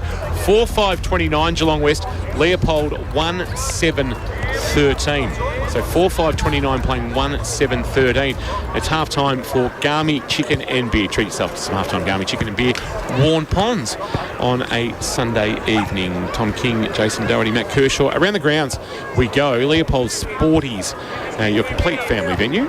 And we can tell you in the VFL, Geelong lost 13-11-89 to Richmond 16-7-103. So just to give you a bit of an idea on the VFL ladder, what that means. The Cats were just loitering outside the 8. They've actually now dropped 2 in a row, and I actually make that 3 in a row they've dropped by my count, and they are now 6-5, dropped to 13th, but they are only half a game outside the top 8. That's how congested it is in the VFL ahead of a trip to Frankston next Saturday night. They did have 11 AFL listed players but couldn't get the job done.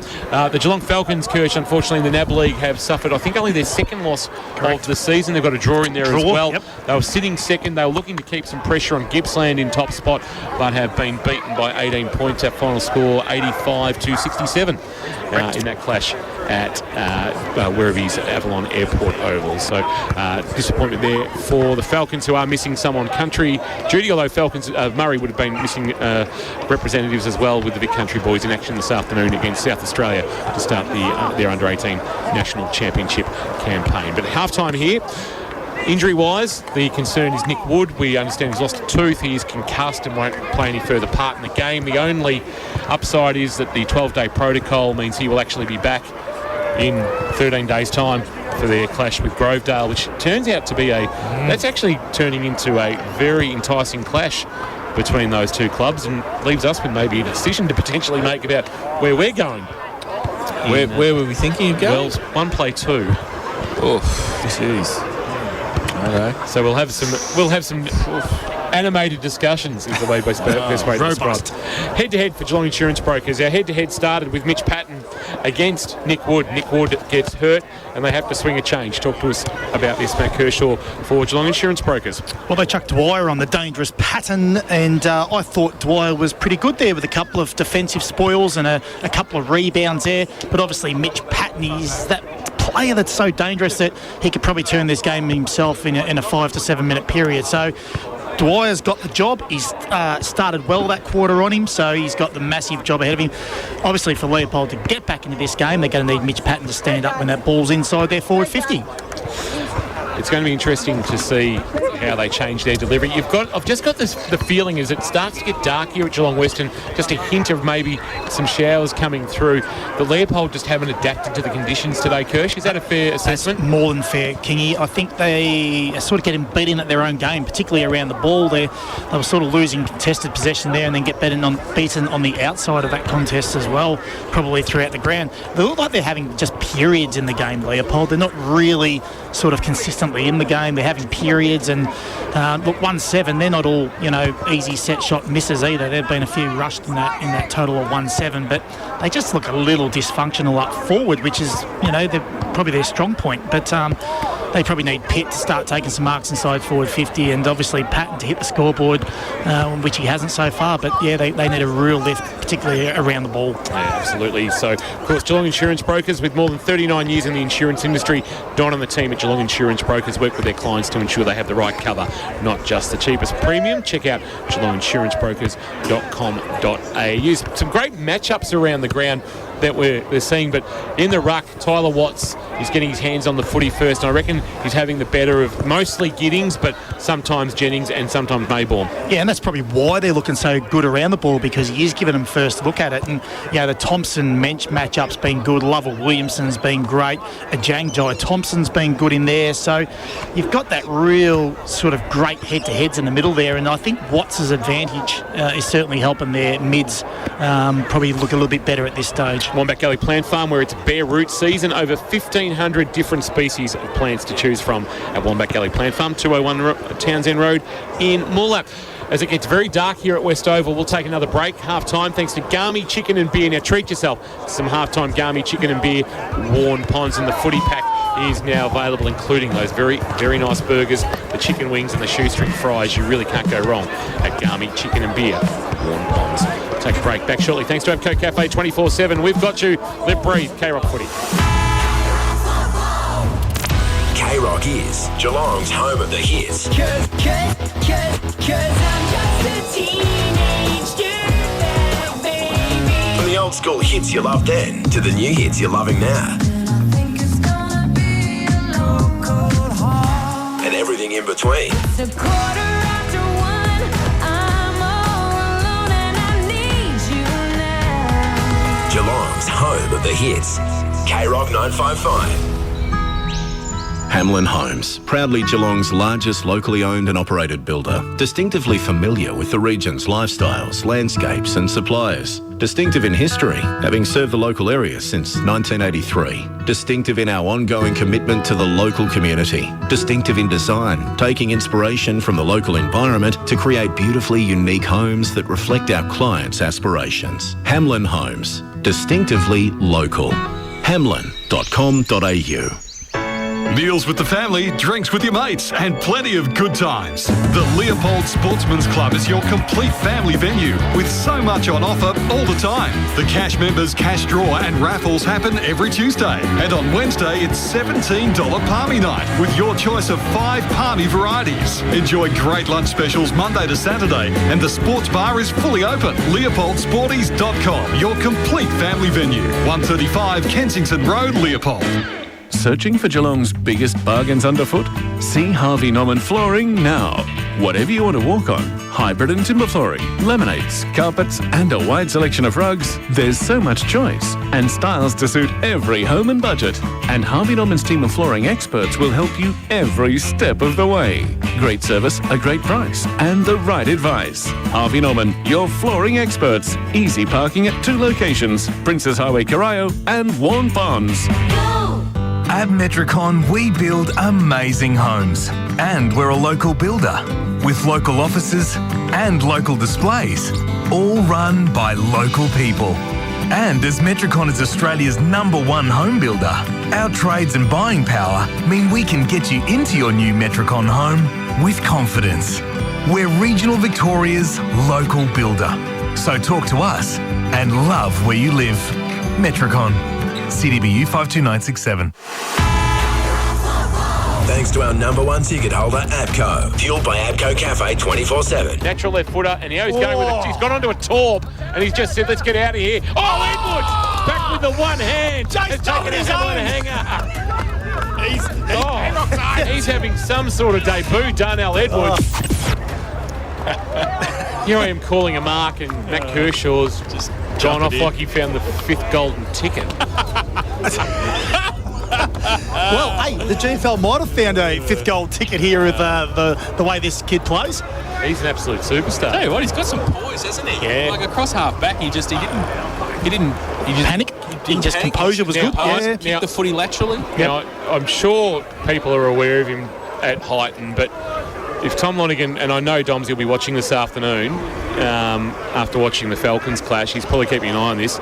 Keep an eye on this kid. I don't know how old he is, whether he's top age, bottom age, under 18s. He is out of the under 8. He's in the under 18 team at the moment, but he's got some tricks. He's got some tricks. He's got some poise. He's not flustered. No. Greg is a development coach, so if he thinks he's okay and up to this standard, he's okay. Absolutely. Like he would have vetted him well and truly through. I like him system because the kids come into the competition and they got no idea who they're playing on. They got no idea. Well, that was the Dylan Sharp in round 1. Yeah, exactly right. You're playing on Lockie Veal. Yeah. But Dylan Sharp know who Lockie Veal is? I wouldn't have thought, no. It's the same with Mitch. Like, Mitch Patton's running around, forever out here. And Darnell's playing on him, and he doesn't care who Mitch doesn't know who he is. He's just some little number 5. Yeah, I'm just playing footy on him. Now, I know we've got a power crisis, but if they could turn the lights on here at West Oval, would be much appreciated. Not West have got a power crisis, but I know we've got some issues with power in Victoria. Werribee found that out on Friday night playing Port Melbourne. There were some issues with the light towers kicking into gear for the first time for a night clash, but the rain is really set in for the moment. And it's not heavy, it's just persistent at the moment, and players are just warming up, getting their... Looks okay on the bomb, to tell you honest truth. There's only sort of this radar. one shit on the radar, so it looks okay after this, but depends on how long it lingers around for, that's all.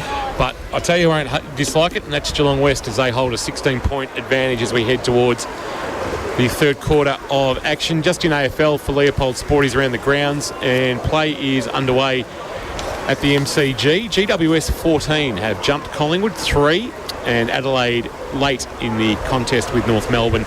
96 lead North Melbourne 58, and I don't know whether they've reached a tipping point at Arden Street yet or not.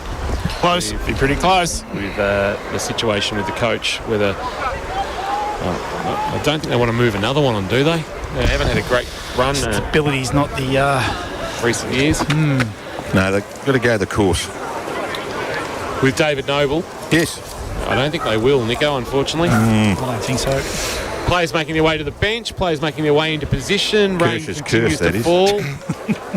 Kirsch's curse. Well, the Geelong Insurance Brokers head-to-head, that is Kirsch's curse. You don't want to be named, do you? Jeremy McGovern last week, season over. Nick Wood. Not Lost tooth, concussion, part of the head-to-head. And I was very There'll be close. players messaging you during the week saying, Nick, do not. Colac and St Mary's will be saying, players will be saying, please do not put me in your head-to-head. Do you know what? I'll show you my notes from last week as well. I actually scribbled out the McMahon-Benson head-to-head and went somewhere else. Right. Yes. Well, let's not talk about the war. Second quarter, thanks to Abco Cafe. Third quarter for Metricon, I should say. Here's Jason Doherty. He's got a whistle on play already. Yeah, it's a whistle on play. Free kick going to Jang, who started the first term like that. He's going to get another one here.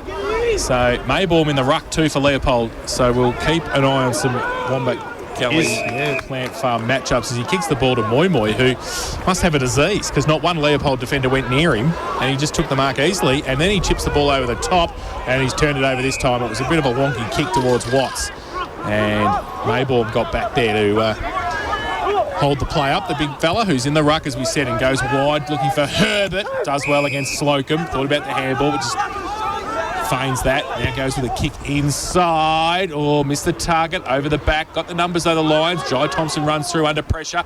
Left foot, wobbly punt kick to half forward. Falls around a couple of players at the back. Handball.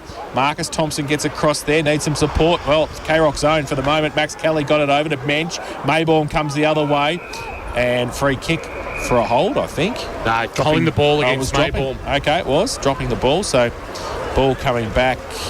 Evans ran away. It's actually Kelly who's got it at half back for the Giants. They'll send a kick wider towards the boundary line, and it's a well-weighted kick onto the chest of a teammate. And Lovell gives a handball over the top. In fact, that's Lovell kicking it long now, kicking towards half forward, fisted away by Collins, had to play defender. Front of the pack, Owen lost it in the tackle, taken by Dixon, has his kick smothered. There's another one, and Mensch got one high. You can see his head whiplash back, and the umpire had no choice to pay that as a free kick. And backs to Mensch, who once again has brought his own football, kicks inside 50 for a Jang to fly over the top of Matthews. Couldn't complete the mark. Moi Moi couldn't get a handle on the slippery ball. Frangos could. Good clean handball to Moi Moi, who had his kick smothered. The kick of Lovell went backwards and went to a Jang, who had his kick smothered.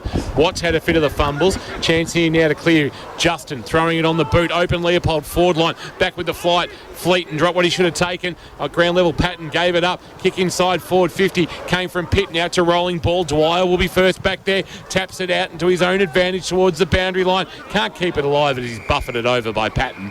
And we'll get a boundary throw in the left forward pocket at the northern or Melbourne end of West Oval. It's a 16-point West lead. There's been only 5 goals kicked for the contest and only 1 since quarter time. We're 3 minutes into the third, nearly 3 minutes into the third quarter for our friends at Port Phillip Ferries. Boundary throw in. It was short to Watts, and then Williamson gets pushed over the boundary line. The umpire says holding the ball. And it's going to be a free kick to the Giants. He was stiff then, Jason. It was very stiff. Slocum got the free kick and goes up the line towards Hoare, who takes the mark. Not quite the Hamlin hanger he took in the second term. Slocum over the top. Oh, turned the ball over. Herbert, blind turn, did well. He gets it to Lane. Off a step, up the chimney. Punched away Evans. Kick was partly smothered. Edwards over the top of it. Loses it this time to Jai Thompson, who's over it as well, who just hatches it as well. Evans, kick sideways to a Jang, was partly smothered. Thompson bears down on him. Wraps him up. Puts him... That's dropping the ball. The umpire said play on. Goes to Kelly. His kick around the corner's okay. Moi Moi in front. At half-back takes it. You just can't see Leopold scoring. No, you can't. They just don't look like scoring. Which, for the free-flowing footy they've been playing in recent weeks, is quite a surprise. Moi Moi just sets it up towards the wing. Oh, good mark. Or if not a mark, an ear massage there from Jackson Collins, and he's the acting captain today. And it's with Dixon, just back of the wing in front of our best seats in the house for Abco Cafe 24/7. A driving kick, wanting Pitt, got nudged under the footy. Edwards lost it. Quick kick out of the pack by Fletcher Wilson, bouncing ball towards the goal square over the head of Patton and Dwyer, picked up by Williamson. Tightest of angles! Tightest of angles! Kicks the Lammy's Tavern goal of the day. Well, just as we said they were struggling to find a way to score, Brock Williamson with something special out of the right forward pocket. No daylight to work with. One touch onto the boot, and the lights go on for Leopold as the lights go on at West Oval, and they kick their second of the afternoon and give us something to get up and about. They're 2-7-19, the margin back to 10. Geelong West 4-5-29 in this third quarter, thanks to Metricon. At Metricon, you can build with confidence. Well, King, you asked for 2 things, a goal and the lights on. He got both. At the one time. At the one time. The best thing was, though, that they just surged a bit more forward on that occasion. They didn't overuse the handball. They just get it in. The conditions aren't for overuse at the moment. They've just got to get the ball in and a bit of surge footy. Get some territory. Exactly. Give themselves a chance. Watts goes up, gets it down, rove though by a Wagner. Goes towards centre half forward with a kick for Leopold. Over the shoulder, holds, said the umpire. And it will come back to Scott. 65 from goal. Wants to play on. Gets around on the right foot. Long to the square. 2-on-1. Or, in fact, two Giants players. They roved the ball off each other. Goal, another one. The ball came around the corner to Luke Justin on his left foot. And that is a goal. And I think Luke Justin was worried the goal umpire was going to say it was a behind. But it was well and truly a goal. So 2 in 30 seconds for Leopold. And they're back in the game. 3-7-25. They trail Geelong West 4-5-29, and that is on the Metricon K-Rock third quarter scoreboard. Well, the biggest change up, exactly right. And Jace just pointed to the centre square. With Mayborn going in there, he's actually a bit more competitive against Watts. They got their first hand on the pill then, and Wagner with a clearance out of the middle. So they just start to get their hands on the ball around the centre at the moment, or around the stoppages at least, and getting that ball forward. Mayborn's a difference. I know Williamson's in there in the moment, but you're not going to get better or much better in the competition than Thompson and Wagner. No, correct. As your three mids with the ruck. Unless Marys might have something to say about that. All gun players. Back in the middle. Oh, that might have been high against Mensch, but his handball backwards. Mr. Jang head over the footy but couldn't take it. Ash, Mensch, clean hands to Lovell. Lovell fires a handball out wide. Chance now to go inside 50 through Frost. Driving kick, Collins from behind. Spoil at the front was good by Dixon. It'll roll towards the boundary line. Frost coming the other way. Good pick up, but Dixon picked him up and dumped him. And we will get a ball up at left half forward. No, he's actually paid a free kick, the non-controlling umpire, for too high. So the umpire closest didn't see it. The umpire 35 metres away said Cooper Frost was taken high. He's called to play on. 60 from goal, just sets it up to about 25 out. They'll compete. Goes over the back. Drennan, handball. Missed its target. Slocum, tight in the pocket. Slocum, tight in the pocket. Oh, his was as good as Williamson's. That's a great finish from Grady Slocum. All his momentum taking him into the right forward pocket. He was able to bend it around and restore a 10-point Geelong West lead. Just the second goal of his very short career. Bought an absolute cracker from Slocum for Lammy's Tavern. Lammy's Tavern celebrating 21 years, and they're open Friday to Sunday at 9 p.m. with free entry before 10. And they go to 6-5-41, 5-5-35 I should say. Leopold to 3-7-25, and after battling for 5 goals in the first half, we've got 3 in 3 minutes. Yeah, and Cooper Frost has got a lot his teammates got a lot to thank him for. He held his width. They played through him on the outside, and then he obviously followed up and got that free kick on the outer side. It's a shootout. Yeah, the general play's been crap, but the goals and the marks have been fantastic. They The ball back in the middle, and it's going to be a free kick to Wagner. In the middle for Leopold, gets the hold and he goes short. Thompson takes it. Marcus plays on, drives it towards half forward, long lead. Mitchie comes out. Patton, big thump away from behind, goes towards the boundary line, and Burgess is not going to be able to keep that in. And it's out of bounds for a throw in. Dwyer with a big thump away from Patton. Big bang. So the ball has ended up at half forward on the outer side for the Lions. Trail by 10, lights on here at West Oval. Watts gets the tap down, but pushes it back out of bounds. Jai Thompson, Baxter Mensch can't keep it in, and we'll have another boundary throw in. Weather update, please, Nico, down boundary side. Wet. I'm undercover, Kingy. He's safe. Soft. Boundary throw in. Watts winning the tap down. It's Mayborn, who's in the ruck contest, will actually do the roving. He'll swing a right foot kick around his shoulder. Will it go out of bounds on the full? Went through the arms of Justin, who went for the chest mark. Justin been swung forward, I reckon. He might have been playing a little bit off half back, and it looks like he's spending a little bit more time in the forward 50. In a Wombat Gully Plant Farm move by Gary Hocking and his coaching staff. So at right half forward, we'll get a boundary throw in. Mayborn and Watts. Watts winning the tap down this time. Marcus Thompson, who's been omnipresent, slick handball to Wagner. Wagner on his left boot inside 50. Pitt went through his legs. Edwards tracking it, did okay. A handball release. Got it off to Slocum. Slocum, a handball intended for Fleet and went to go off the ground. Had a fresh area in it away. It sort of just bobbled off the boot, and it's gone out of bounds right forward pocket. And all of a sudden, there's a bit of a vibe about the contest. Some goals have added to that. Geelong West 5-5-35. Leopold 3-7-25, 9.5 minutes gone third quarter. Thanks to Metricon, your local builder, and we're building strong. Watts gets it down to Jang. Does nicely to rove it in front of the pack. Moi Mensch runs past it. Needs to pick it up. Herbert did. Got it out towards Marcus Thompson. He can't pick it up. Slides across the line. Deliberate. No. Marcus Thompson got pushed over the line. Get me a whistle. Oh, no. And Max dear. Dimension will take the free kick. Oh, no. That's not good. That's not good. And you've got to read the play. It's pretty wet out there. Pretty wet afternoon for both sides. And I wouldn't have thought Marcus Thompson would be the first bloke to try and push it out of bounds on the fly. But anyway, Lockie Hanley gets it long and it's punched away. And the umpire says it's actually on the full before anybody get a hand to it. So free kick's going to come back to Burgess for Leopold. 4 players waiting to get on the field here on the western side of the ground. Takes off Burgess and he drives it long towards right half forward. Had a bit of carry on the kick. Watts couldn't complete the mark, going back with a flight. Edwards, a flying handball out towards Owen. Owen shares it with Slocum. Slocum tucks it under the arm and wants to run. Does so his full measure. Kicks on his left, but the kick is ill-directed.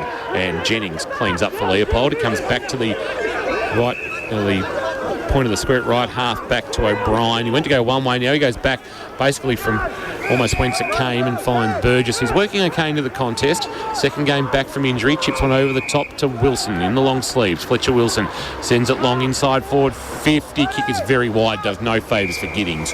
And it skids out of bounds for a boundary throw-in as Giddings goes on an ice skating trek up the bike track. And in the right foot pocket, another boundary throw-in. So a lot of play on that eastern side of the ground with the westerly wind this afternoon, or breeze is probably a better description, and the margin is 10 to the good of the Giants. Lewis over the top of the contest, wrapped up by Thompson, not going anywhere. So the central umpire comes in to throw it up for Watts, pushed past it. Lewis tried to kick it off the ground. Kelly, he can't pick it up either. He got a hold though, said the umpire. K-Rock zone, 4 now. There'll be a discussion after the game about it. The wind's dropped right off here, boys, too. The flag is flaccid. Good use of the word flaccid there. That's nice. I like that, Rock Dog. Now comes to Jackson Collins, long way up the ground. Takes the mark on centre wing. Not much in front of him, though. He's had to wait for some teammates to fold back, which they've done so, and they go towards half forward with the kick, but Dixon stands in front of Barnes and takes the mark. 3:7:25 the Lions. They trail the Giants 5-5-35. Dixon goes short to Lane, who had to genuflect to take the ball on the bounce. He goes laterally to Herbert. That's Marcus, no Liam today. Liam in the reserves. A bit going off the ball, Evans and Herbert. The kick inboard by Mayborn, that was risky. It's going to end up in the arms of Evans after being spoiled away. And that might be holding the ball. No umpire says give it to me. We'll get a ball up at right half forward for the Giants. Right in front of our best seats in the house. Thanks to APCO Cafe 24/7. We've got you. Barista-made coffee at its finest at APCO Cafe 24/7. Mayborn, Watts. Mayborn went early. Watts just stood his ground, won the tap down, taking the tackle Barnes by Jai Thompson, going nowhere when Jai Thompson applies a tackle. And another stoppage. 12 3/4 minutes gone. After a flurry of goals, we've now got back into this pattern of play we've had for most of the afternoon. 2 goes at it from Giddings, was able to knock it down twice. Handball on the up. Wagner was good, and tucking it under the arm. Burgess, watch that hamstring, and then he just checks his kick towards right half forward. It's not a great one. Fleeton will lead Pitt to the footy. Coming the other way, Ash to provide a contest. Fleeton knocks it forward smartly. Chance now. Get a handball back to Edwards. Edwards gives a handball off. Kelly, tight confines. Couldn't get a handball onto the player going forward of him.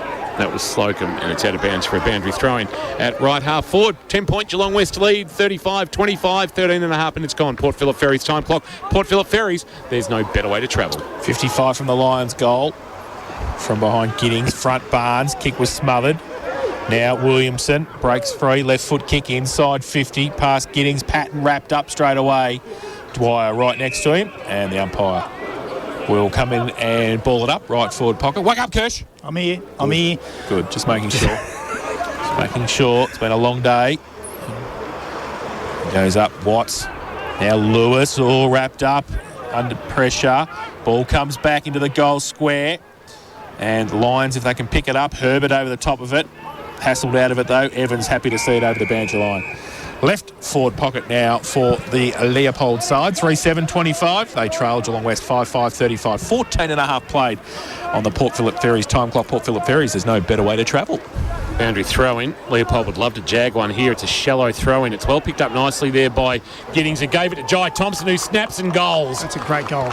It's a good little bit of work there by Giddings, but the one touch onto the boot from Jai Thompson was quite classy. And Jai Thompson, who this afternoon is playing game 191, he's the most experienced Lion out there. He's actually the most experienced player in terms of GFL first 18 games in front of Scotty Frangos. It was a great goal. And it was a great finish by the Premiership captain. And they're back to within 4 points. 4-7-31 Leopold, 5-5-35 Geelong West in this third quarter, thanks to Metricon.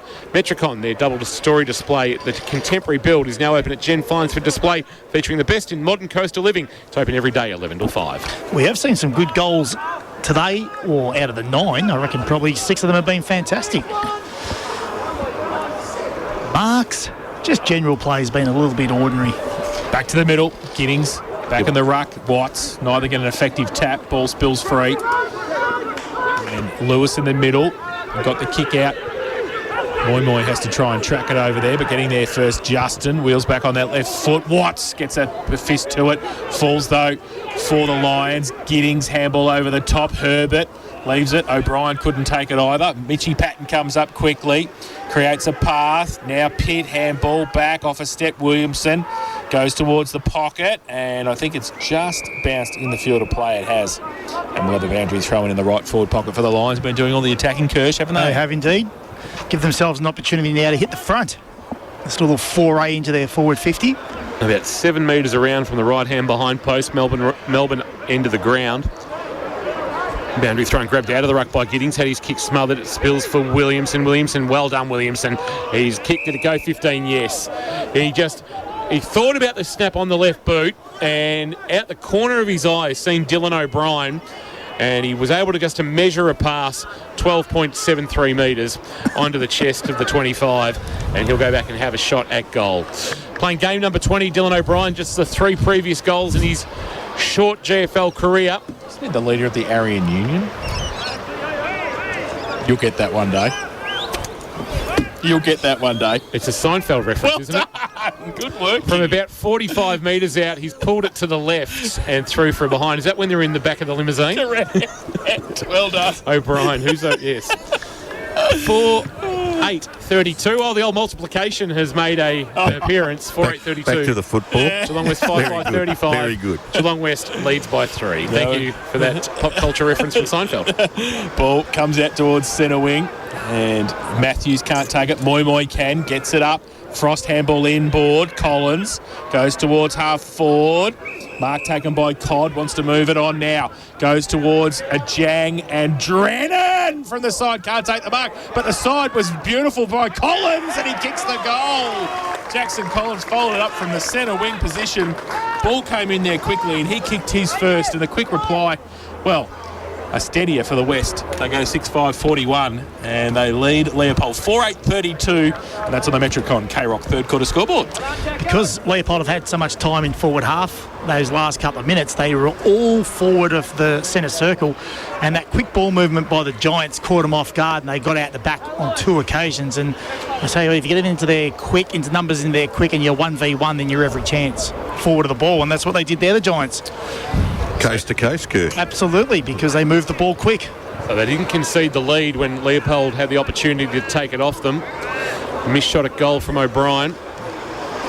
And he kicks out with real purpose, Lockie Hanley.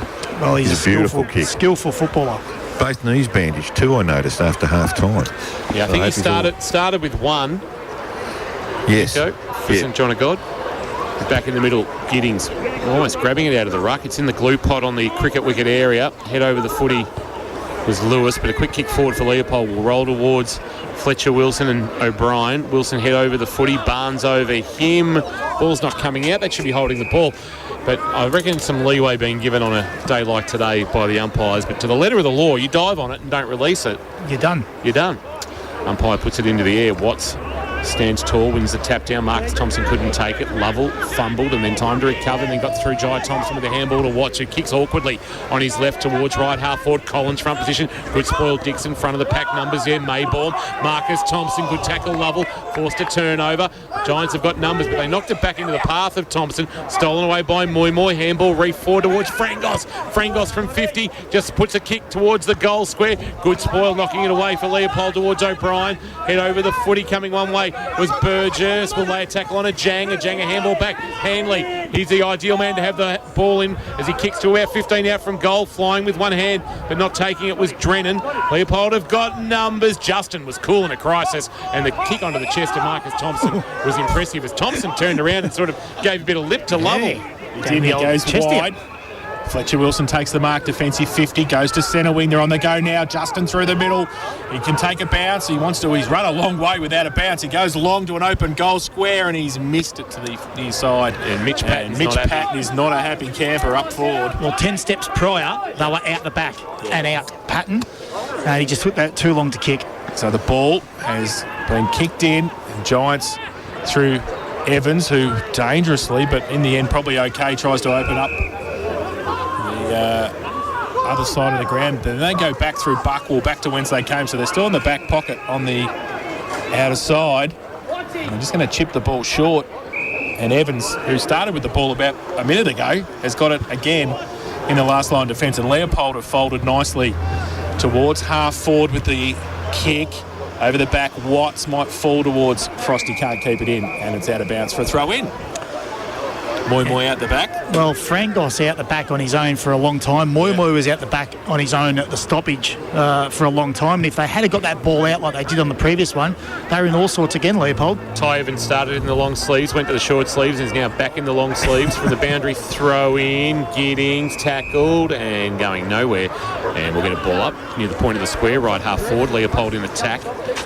Giddings front position, won the tap down. Williamson couldn't take the footy with him. Watts was good. His kick barely went 15. Marcus paid his bench, took it, and he turned and kicked quickly off the chest of Hoare. It came. Chance now for Leopold, although Lane wasn't sure with his ball handling. It's opened the door. Hoare, handball, off to Moy, a little jig, and then the kick to Collins. Good spoil by Dixon, knocked it away, but Collins can't keep it alive at the boundary line, and it's out of bounds for a boundary throw-in.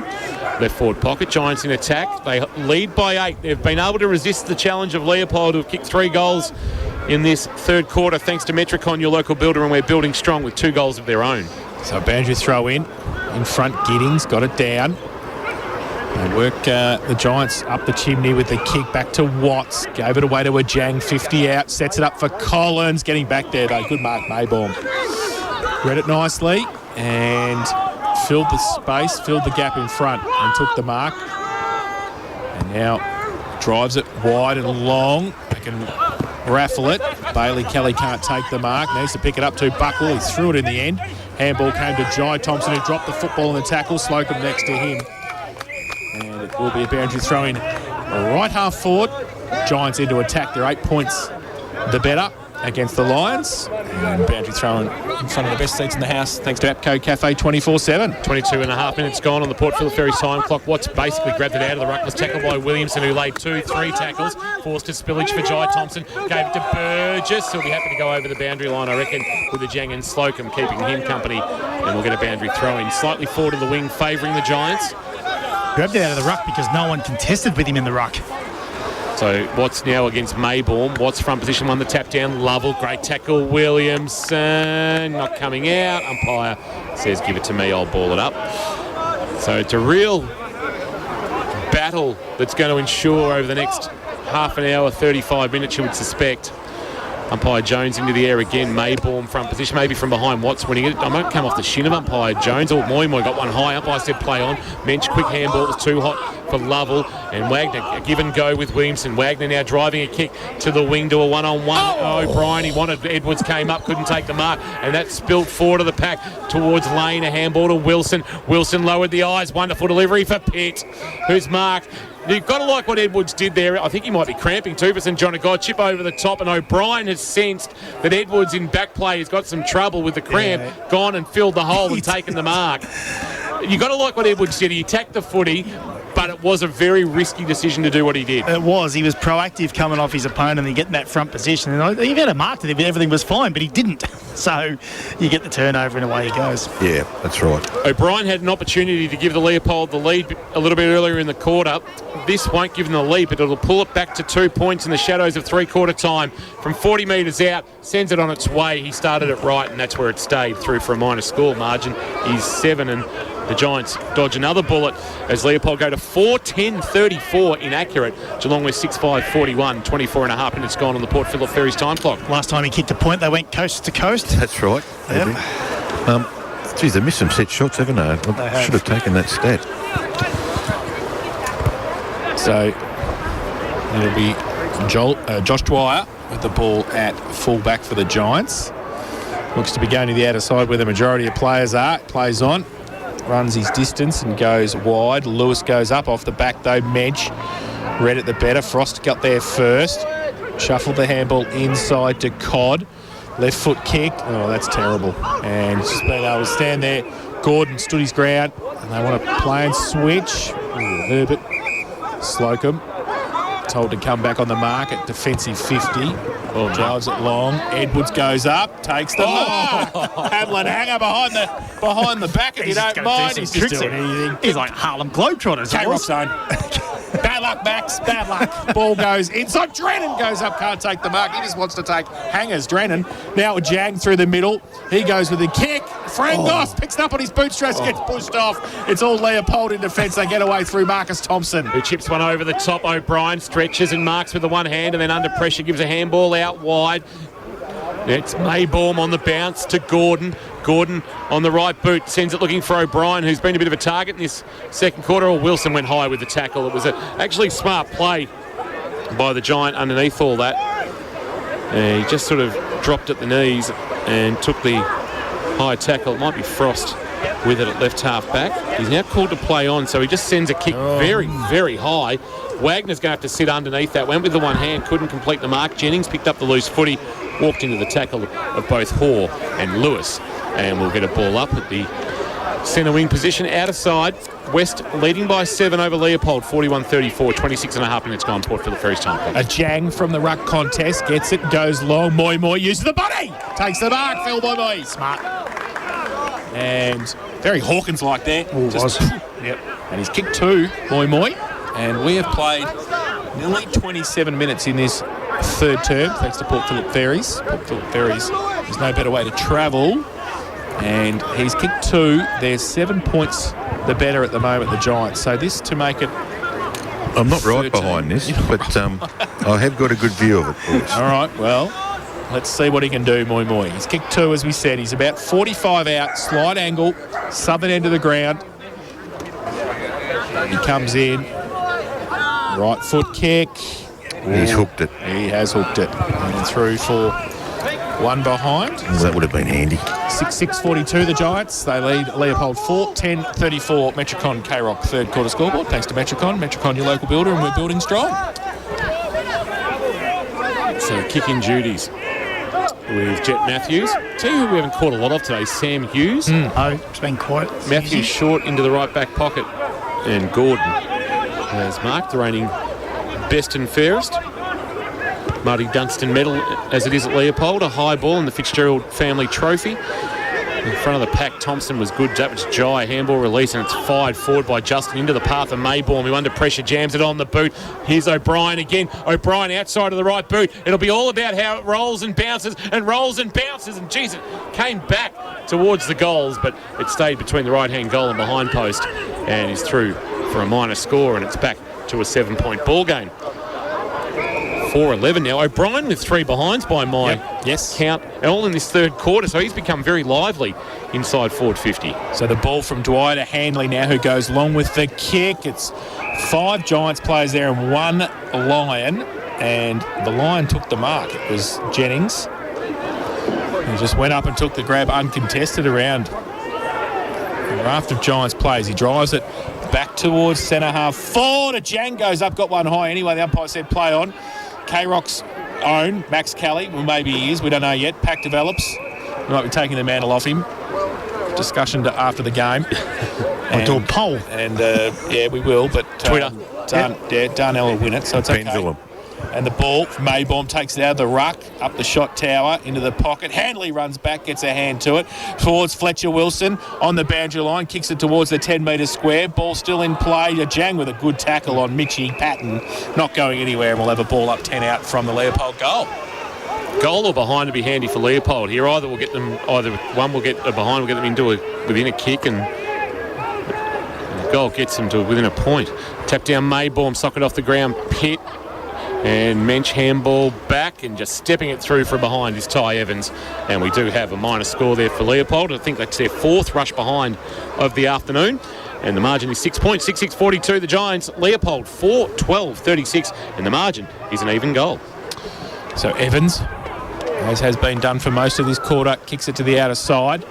There's more Giants presenting this time over the back. Collins, handball over the top. But Jang's got 3 on him. Ball towards Frangos. Dixon. He gets it wrapped up by a Jang. Got the handball free, though. Coming back the other way.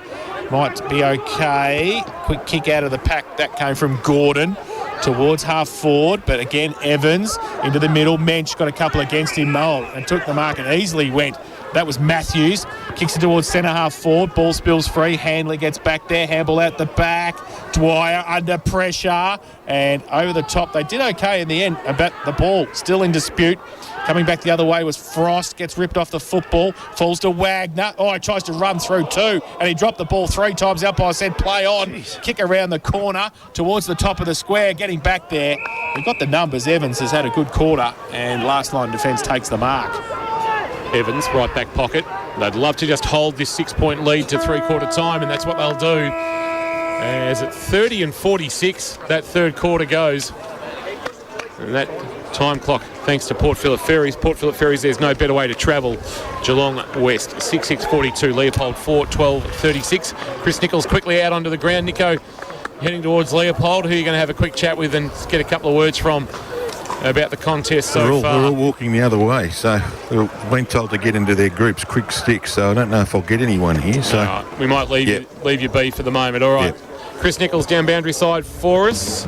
Geelong West 6-6-42. Leopold 4-12-36. Around the grounds very quickly for Leopold. Sporties Adelaide have given North Melbourne a touch up in the end. 115-58. And Collingwood 30 now lead GWS 16 by 14 points. 11 minutes gone in the second quarter at the MCG. Earlier today, Richmond 16-7-103 defeated Geelong 13-11-89 in the VFL, while the Falcons suffered their second straight loss to... is that second straight loss? Yes. No, they won last week. They won last week. Second and third, 3 games, I think it is. 83-65. Murray defeating Geelong at the Avalon Airport Oval in Werribee. That is the NAB League boys score and that's round 11, I think, of the NAB League boys season. And disappointing loss there for the Falcons. Three-quarter time here at West Oval. It's Leopold 36 trailing Geelong West 42, thanks to Abco Cafe 24/7. We've got you. Live, breathe. K-Rock footy. Herbie and Josh. While Josh is away juggling kids, Lee Coleman's here juggling the big shift with Herbie for the drive home. It is cold outside. Isn't it? Electric blanket weather. I mean, we shouldn't be shocked. We're in winter. I know. But it is crisper than usual. I always think when I think of winter of electric blankets, Mum always said, don't wet the bed if you got your electric blanket on. And if you do wet the bed, make sure you dry your electric blanket. I still live by that today as a 44-year-old bloke. So. I once woke up thinking I had wet the bed because I had the electric blanket on, because I'm a sweater from way back and I left it on all night, and I woke up going, oh no, and that she's was had an last accident. Week, wasn't it? When I was at my boyfriend's. I don't need to know those details. Herbie and Josh, weekdays from 4 p.m. only on K-Rock 955. Home solution from Metricon, a fixed price house and land specialist. Now at Harvey Norman, buy one frame TV 55-inch or above and add a second frame TV of any size and get a bonus gift card up to $700. Sonos 1SL smart speaker, $245, save $40. Amazing value in the DeLonghi Magnifica automatic coffee machine, $649. Westinghouse stainless steel multifunction oven, hot price $648. Terms and conditions apply. See store for details. More great deals on now at Harvey Norman. Easy parking at 2 great locations, Corio and Warn Ponds. Hi, I'm Patrick Dangerfield. When you're on the highway to the danger zone, make sure it's in a Rex Gorell new or used car. Rex Gorell just can't be beaten. They top the ladder when it comes to range, service, value and quality. So you'll only get the best when you buy your car from Rex Gorell. Family owned and committed to Geelong. Do what I've done. Join the winning team at Rex Gorell. Rex Gorell, Fian Street on the Trobe Terrace, Geelong. Visit rexgorell.com.au. LMCTs 1308 8349. Hitting G-Town after the game? You know where you're going to end up, don't you? Lammy's. So why not start the night strong? There's nothing that's more iconically Geelong than our very own Lammy's Sesh. Get your weekly dose of great tunes all night long. Give yourself something to talk about Monday. And remember, never, ever lamb alone. Lammy's Tavern, open from 9 p.m. every Friday to Sunday, with free entry before 10 p.m. Lammy's, you know where to go. At Metricon, we build amazing homes. And we're a local builder with local offices and local displays, all run by local people.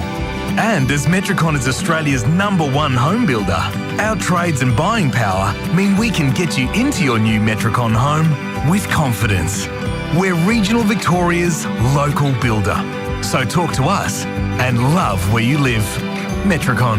CDBU 52967. If shopping local is important to you, try the Sandman's Geelong made mattresses. They're some of the best money can buy. These two-sided mattresses are so comfy and made to outlast any other. Plus, with a huge range of timber and fabric bedroom furniture and caravan mattresses, at the Sandman, you're spoiled for choice. With free delivery and mattress removal, sleep better with the Sandman. Visit the huge Grovedale showroom with lots of easy parking or shop online at sandman.com.au. Thanks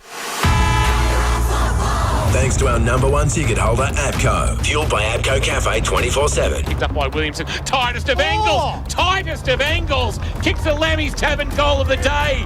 Well, just as we said they were struggling to find a way to score, Brock Williamson with something special out of the right forward pocket. No daylight to work with. One touch onto the boot, missed its target. Slocum tight in the pocket. Slocum tight in the pocket. Oh, his was as good as Williamson's. That's a great finish from Grady Slocum. All his momentum taking him into the right forward pocket. He was able to bend it around and restore a 10-point Geelong West lead. Well, after 5 goals in the opening half, we actually got 5 goals in that third quarter, and there was some quality amongst them, including those calls of Brock Williamson and Grady Slocum for Leopold and Geelong West, respectively. It is a 6-point Geelong West lead, 6-6-42, playing 4-12-36. Chris Nichols is down boundary side for us this afternoon. Rock Dog, you had a bit of a listen to Greg Mellor. What did he have to say to his charges? He wants them now to reward themselves with a win. They've done all the hard work. It was a really positive three-quarter time speech, and it's there for the taking to keep their final chances alive. Thank you for that, Nico. Just looking at David Handley, now, David's actually not moving great for St John of God, so I'm not sure whether he's actually done something, hence what's kept him out of either Carlton or Geelong West this weekend. So hopefully he's okay for the Blues at some stage, or for Geelong West, potentially for Grovedale in a couple of weeks' time, depending on how he comes up and how Carlton views to use him. Talking about Carlton, Cooper Stevens has stepped away from Carlton at VFL level and played yesterday for Colac in the GFL and performed admirably, talking with Rowan McSparron. So good to see him at GFL level. Very handy addition with Liam McCarthy, spending some time on the sidelines with I think it's a crack in the collarbone. But Kirsch, it's three-quarter time. It's a 6-point Geelong West lead. We've almost reset it back to the start. They've thrown everything at each other for 3 quarters. What do each team need to do if they're to be in front come the final siren? Well, it's reward inside their forward half. Kingy, to be quite honest, they've both had enough opportunities going inside their forward 50. Giants' defensive structure's been really sound all day, and they've sort of thwarted a lot of Leopold attacks when the ball's gone in there. And the other end, Leopold themselves have restricted Geelong West to only 6 goals. With it only being a goal in it, it's a really top moment for now players like Patton. They've had a quiet day, but they can have moments in games of football, and I feel that one of them's got to step up and have their moment. Frapco Cafe 24/7, here's Jace. Watts gets it down, and a jang again. Third time out of 4 quarters, he gets the first kick away of the quarter, and he goes forward and over the top. Hoare tried to get the handball away. Defence, though, for Leopold. Wraps him up, not going anywhere. And Matthews gets up, and umpire will ball it up. 55 out from the Giants' goal. Goes to Mensch. Handball out to Lovell. Kick over his shoulder towards the pocket. Frangos coming across Jennings as well. Can't keep it in for Leopold. And we'll have a boundary throw and spend a lot of time in that right half forward pocket area this afternoon on the outer side. And we'll have another boundary throw in. Yeah, would love to have had it in the right forward pocket quite a bit at the Church Street end of the ground. Perfect. Use the peepers a bit, the Savo. Watts winning the tap down. Lewis trying to barge his way through, but not through the tackle of Matthews, who's making the number 49 fashionable at Leopold. And we'll get a ball up. Still right forward pocket for West. First goal, would that be enough almost to put it to bed? It means Leopold would have to find 3 potentially to win the game, Kirsch. Well, they've only kicked 4 for the game, so you'd think it'd be a big ask, wouldn't you? Well, Jai Thompson was held without the footy. Umpire said play on. Max Kelly has barged his way through outside of the right boot, top of the square. Cod playing in front is marked. That's going to help Kingy. K-Rock's own just barged his way through the pack, got it on the outside of the right boot, and he finds a teammate marking on the chest. I'm pretty sure it was Kelly. Discussion pending on that anyway, Kingy. Yeah, whether he's K-Rock's own. Kelly's here on the wing. I think it was Lovell. It might have been Lovell. Yeah, so it wasn't. It is a fair way away. Either way. I'm going to get Darnell over the line here. You are. This is a very important kick. Cod, 20 metres out, directly in front, no issues, and they lead by 12. And the first bloke to get to him was Scotty Frangos, because you would think this means a lot, and I wouldn't be surprised if his name got mentioned at some stage at three-quarter time about getting a victory for the veteran in his 200th club game this afternoon. The margin is out to 12, 7-6-48, playing 4-12-36 in this final quarter of K-Rock football, thanks to APCO Cafe 24/7. Couple of minutes ticked over on the Port Phillip Ferries time clock, and West now with the, well, it's not a match-winning lead, but it's a handy lead in a low-scoring contest. Absolutely. I'd like to see a little bit of theatre in the game of football with about 5 minutes left in the game. West are up by a couple of goals, and Scotty Frangos gets an opportunity for a Joe the Goose over the top and runs into an open goal and puts it 15 houses back. Beautiful. Well, let's make it happen. Did you dream that last night, Kirsch? I just hope he does. That Kirsch got his. I love theatre in football, and that could be one of them. With the kangaroo, with the Puma. Yeah, we'll be talking about photos later too, Nico. The Puma Kings. A few blokes getting in front of themselves in this box at the moment. One, Matt Kershaw, ball back in the middle, goes to the AFL, thinks he runs the joint now, comes back, slip over in the middle, Maybaum. They're still there though, Leopold, and they get away. Wagner short. And just try and build now from just inside the centre square. It's 4 handballs then, Jason. Yeah, there was 4 handballs, and the ball comes inside. The Giants got a couple there. One it was paid a mark. I reckon it was a bash in their head, actually, but the mark's paid, and Lockie Handley gets up with both knees strapped already, and he gets up with a limp, so he's in a bit of trouble. He chips the ball short. It's okay, and finds Lovell right on defensive 50. Been good again this afternoon, Tanner Lovell. Coming off 26 touches last week against South. Laterally to Evans. Evans a long, high ball to the wing. 2 Leopold players spoil each other. One of those is Burgess, who's trying to tap it to his own advantage. Mensch got in the way. Created a path for Lovell, whose kick went about 4 metres, and Maybaum took it cleanly. Handball to Marcus Thompson. Heard a voice. It was Williamson. Williamson in the glue pot in the middle of West Oval. A kick on the outside of the right boot. It's a helicopter. Fletcher Wilson's going to have to play spoiler. Does okay on Frost. Brought it to ground. Now at the front of the pack, Evans taken in a tackle by Patton, going nowhere, 45 out from goal, and the language gets a little bit fruity out on the ground. It does. Fruity. So ball up just inside 50 for Leopold. Maybaum goes up, does his own roving work. Left foot kick to the top of the square. No mark taken. Mitch Patton around the front, gets wrapped up, not going anywhere, and he tries to get the football out. What are we waiting for? Him to actually kick a goal next Thursday? That was a ball up. Sure why that took so long, Jace. Got slung about 43 times in the tackle. So we're going to have a ball up, right forward pocket the Lions into attack there. 4-12-36. They trail the Giants 7-6-48. We've played 5 minutes in this final term. We're going to have a ball up for Watts and for Maybaum. Maybaum takes out the ruck again, gets it away. Kick around the corner, Marcus Thompson to the top of the square. 2-on-1 Giants there. Falls there to Herbert. Handball to Wilson off a step. Ball runs up underneath everybody, in fact. Mensch, last line of defence. Kick dangerous. And has hit the line. Well done, boundary umpire. Right on the line. And it was out for a boundary throw-in. 35 around from the Lions' goal. He had one job. And he got it right. He got it right. And also the ball hitting the chalk. It's Wimbledon coming up over the next couple of weeks. Boundary throw in. Watts fist out of defensive 50 for the Giant. Oh, Lane one way and Hoare the other. Neither gave an inch, but the ball spilled away from both of them. Mensch dived on it. Brian dived on him, later tackle. We'll get a ball up just outside forward 50. 52 from goal. Umpire flings it into the air. Tapped down by Jennings. Jennings gets a handball to Williamson. Williamson just chips a kick over the top, and stretching and marking was Burgess. Well, was he called to play on by the umpire? I don't know, it was a little good with the whistle. Then into the pocket he goes, looking for a mark. Oh, Pitt on the lead takes the mark. Now, correct me if I'm wrong. Yes, no, you're right. We've had a change of umpires. We have. What's happened here? We have. So the umpire in the glasses has been replaced. Now, I don't know when this has taken place, but I've just picked it up and gone, this umpire doesn't look familiar to me. And he doesn't blow the whistle as fervently as the others. This is a big kick to bring it back to 6 points. Pitt kicked 5 last week. Needs to start at right goal post. He didn't. He pulled it across the face. That's a disappointing finish.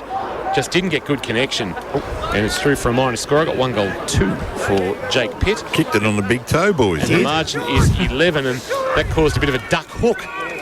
And Lockie Handley kicks it in to the back pocket. Now, K-Rock's own, for now anyway, Max Kelly goes to the outer side, punched away, big punch away Dixon defensively for Leopold. Sees it over the line, and we'll have a throw in. Just monitoring the K-Rock football email to see whether we get a match review officer finding on Tom Stewart while we're Did he do something? still on air. Boundary throw in. Over the back now, Watts gets it down. Front of the pack on centre wing. Thompson got it to Thompson. His handball was smothered though. Mensch, little handball to Lovell, off a step towards half forward. Oh, Lane filled the gap nicely. Plays on, left foot kick out wide. Oh, good mark, Justin in front of Slocum. And just on centre wing, dangerous kick back in board. Had to give Marcus Thompson a bit of effort there. He got 3 against him too, and he's wrapped up right in the glue pot, not going anywhere. Tries to take 43 with him as well as he tries to get up, but he can't. And we will have a ball up. 7-6-48, the Giants, they lead Leopold 4-13-37. Watts, beautiful tap down. Lewis jamming it on the boot towards left half forward, rolling ball. It's knocked away, but it's going to be knocked into the path of Bailey Kelly of Leopold. Handball on the up for Jennings. Had it knocked down as he tried to get it away by Kelly. Jennings comes again, dives on it. Kelly dives on him along with Lewis. And just inside the centre square at the edge of the turf cricket wicket table, we'll get a ball up. What would you do here? You'd probably bowl first on a sticky wicket. Yep. Tap down Watts is not a bad one. That's a free kick for a hold, surely. Now, Thompson's going to argue that his arm was actually being held by Lovell, and Lovell made it look like Thompson was holding him, and I reckon Thompson might have an argument. Kick towards half forward, Collins on a lead, had it spoiled by Dixon, who's been good today. Head over it, Herbert was buffeted off it. Dumped was Drennan, and now for Leopold, Williamson holding the ball. Tried to do a little bit too much in the end. Or no, pushing the back, and I should say it's Matthews. I thought that would be holding the ball. Ty Evans is arguing the toss there, but not going to get anywhere. He's holding the ball. He tried to burst through. And Matthews drives a kick out of the wing. Goes up there. Maybaum goes up, can't take the mark. Oh, Chop said, or over the shoulder said the umpire. So Maybaum wants to play on quickly, drives it back in board. It's okay. Justin takes the mark, plays on out of the glue pot, goes towards half forward with a kick looking for Pitt, who goes up, punched away. Front and centre was Wagner, got around towards Williamson, inside 50, takes the mark. And we'll have a set shot from, he'll just kick just inside 50. Just got to kick the goal, doesn't he? Got to kick the goal. And they're giving themselves enough looks at it, Leopold, particularly in their, when they get in their forward 50. They're just got to reward themselves. And Joe, they get within one kick and their backs might be up a little bit here. He's a long way out here. Just inside, wants to play on, drives it from 50, long kick towards the top of the square. Big pack there. 4 players go up for the Giants. Have they got anybody down? They have it the side, or the handball had to be good. Oh, that's a high tackle. The umpire said play on. And if it's not a high tackle, is it held? The umpire says still play on. Rugby scrum ensures, and he will come in and ball it up now. And 7-6. Bit of state of origin there, boys. It is. Gee. 48 playing 37. Giants, 10 minutes played. Final turn, Port Phillip Berry's time clock. Jennings and Watts do the ruck work. Watts winning the tap down, top of the square. It rolls back towards the Leopold goal. Out of traffic came Herbert, who gave a handball to Williamson. That's not coming out. That will be holding the ball. Umpire's pinged him. Well, I don't know whether there's much Brock Williamson could do there, and Moy's won himself a free kick. Jang waiting to come back on, boys. Moy sets it up to the front of our best seats of the house thanks to Abco Cafe 24/7. Good spoil by Dixon away from Collins. Jennings took it at the front of the pack for Leopold. Kick inside 50. Pitt couldn't complete the mark. Kelly coming the other way. Had a run at the footy, couldn't take it. That's gone out of bounds. Calls for deliberate. Umpire says throw it in. It's worse than the other one. Yes. The Marcus Thompson one? Yeah, absolutely it was. So right forward pocket boundary throw in, 11 minutes gone. Still plenty to play in this one. Leopold in attack, they trail by 11. So ball up, a ball in. Watts gets it down to the front. Maybaum roves it, gets around, left foot kick, open goal square. Goal! The big fella's had a big second half. And he has put it through for his first of the afternoon. And the fifth for Leopold, 5-13-43. Margin back to 5 points, 7-6-48 Geelong West. And that is on the Upco Cafe 24/7 K-Rock final quarter scoreboard. The difference is in the third quarter when Leopold had those goals and scoring opportunities. They kicked 2 goals, 1 from stoppages within their forward 50 when Maybaum was in the ruck. In that contest then, he's been so good in the ruck. He's given a little bit of a different dynamic, and then he roved his own ball and kicked the goal. So he's been one that's really stood up in this second half for Leopold. One thing they haven't done this afternoon is lead Leopold. West have been able to keep them from getting in front despite Leopold's efforts in the last 40 or so minutes. Back in the middle, it's Watts winning the tap down. Jai Thompson, the roving low for Leopold, gave a handball to Wagner, who sends a kick forward looking for a marking option. Front position, O'Brien couldn't take it. Wonderful pick up by Herbert, who gave it to Thompson. Lowered the vision and hit up a leading Kelly. Man on the mark, who's a little bit sore. Hanley is really struggling for St John of God with those knees. And that allowed Kelly just to slip him and get in front and mark. Man on the mark will stand about 38 from goal. Great leadership by Thompson then. Yeah, Jai Thompson, he might not have the C next to his name anymore, but he's certainly the spiritual leader of Leopold. From 42 metres, Kelly on his way has tugged it to the left. They haven't read the breeze, some of these players this afternoon. And in going for distance, he's pulled it too far, and the margin is for Bailey Kelly with a minor score. And Leopold now 5-14-44 inaccurate. Geelong West 7-6-48, so 19 scoring shots to 13, but they trail by 3. Dwyer kicks it in. Collins takes the mark, defensive 50. This is where they've been good too on the slingshot from kick-ins. Goes towards a Jang and also Cod off the back. A Jang, it might sit for him, it does. Open 50, goes to a one-on-one. Oh, Frangos at the back, tried to push his opponent past the football. Couldn't do so. Now it's a 3-on-1. Crennan gets a kick around the corner. And Drennan it was who just missed. 3 for 1 behind. So he has 1-1 this afternoon. And there's another score from their kick-in. They've been really good with that because Leopold gets so high up the ground and they know the next kick. Slingshot out. Yeah, exactly right. If they can get past that zone, they're out. Giants 49, Leopold 44, 13 and a half played final term. Burgess trots off into the left back pocket and sends it towards the outer side. Has been the want of both teams today. Sends it very wide. No Mark Giddings at the front. The spoil away landed in the arms of Wilson. He's wrapped up by Kelly, going nowhere, and he's been pinned. I don't know what he can do though. Well, where else? What can he do when the ball's pinned to him? That's not. And Kelly can take a free kick. Well, West aren't complaining. Now he's called to play on. Kelly confronted by Wilson. Has to kick. Well, it's actually that kick is smothered. Well done by Wilson. Kick went up the chimney as a result. Here's Justin, who's been good. Oh, he turned it over straight to Barnes. Barnes turned and kicked quickly inside forward 50. Flying Collins couldn't take the mark. Ball at ground level. Moy created a path for a Jang. He walked into a Gordon tackle. Dropped it in that tackle. Leopold good inside defensive 50. Maybaum's kick on the way out though. Here's Darnell. Pulled off the kick holding the ball. It should be. And they can take the advantage as Marcus Thompson flicks it over the top to Williamson. And he goes with the right foot kick and he just measures the pass towards Jennings. Bit of candy, tried to get around Handley, did so. Left foot kick, tumbling punt, might be okay. Pitt has got it. He's got somebody in the goal square. It's Mitch Patton who takes the mark. Oh, he could have played on. He goes back and just goes, take it easy. I just want to go back and kick it from 10 out. How cruel on Edwards. Yeah, I know. He just couldn't get his foot to it. So Mitch Patton, who has not kicked a goal this afternoon to give the Lions the lead. He comes in, 10 out. He'll want to kick it after he could have played on too, could I say. And he has. No mistake, Mitch Patton kicks his first. Leopold 6-14-50. They lead Geelong West 7-7-49. Apco Cafe 24/7 K-Rock. Final quarter scoreboard. I know that Mitchy Patton gets the reward for the kicking the goal, but the play up the ground, obviously that tackle on Darnell was stiff for Darnell, but great desperation in your defensive half, and it obviously forced the turnover and some smart play. Giddings nearly got himself into trouble, but just keep surging that ball forward. They had numbers out, and it's just chaos. Ball is always dangerous. Half-time at the MCG, Collingwood and the Giants. It's Collingwood 39 leading the Giants. The Giants kicked the first 2 goals of the contest. Collingwood have hit back in the middle. Here's Jai Thompson again, but his handball is going to be turned over to Barnes. Barnes had a little shank of a kick, but it rolled it towards centre-half forward. That's a pressure pushing the back. Surely Lane got a big shove from Drennan.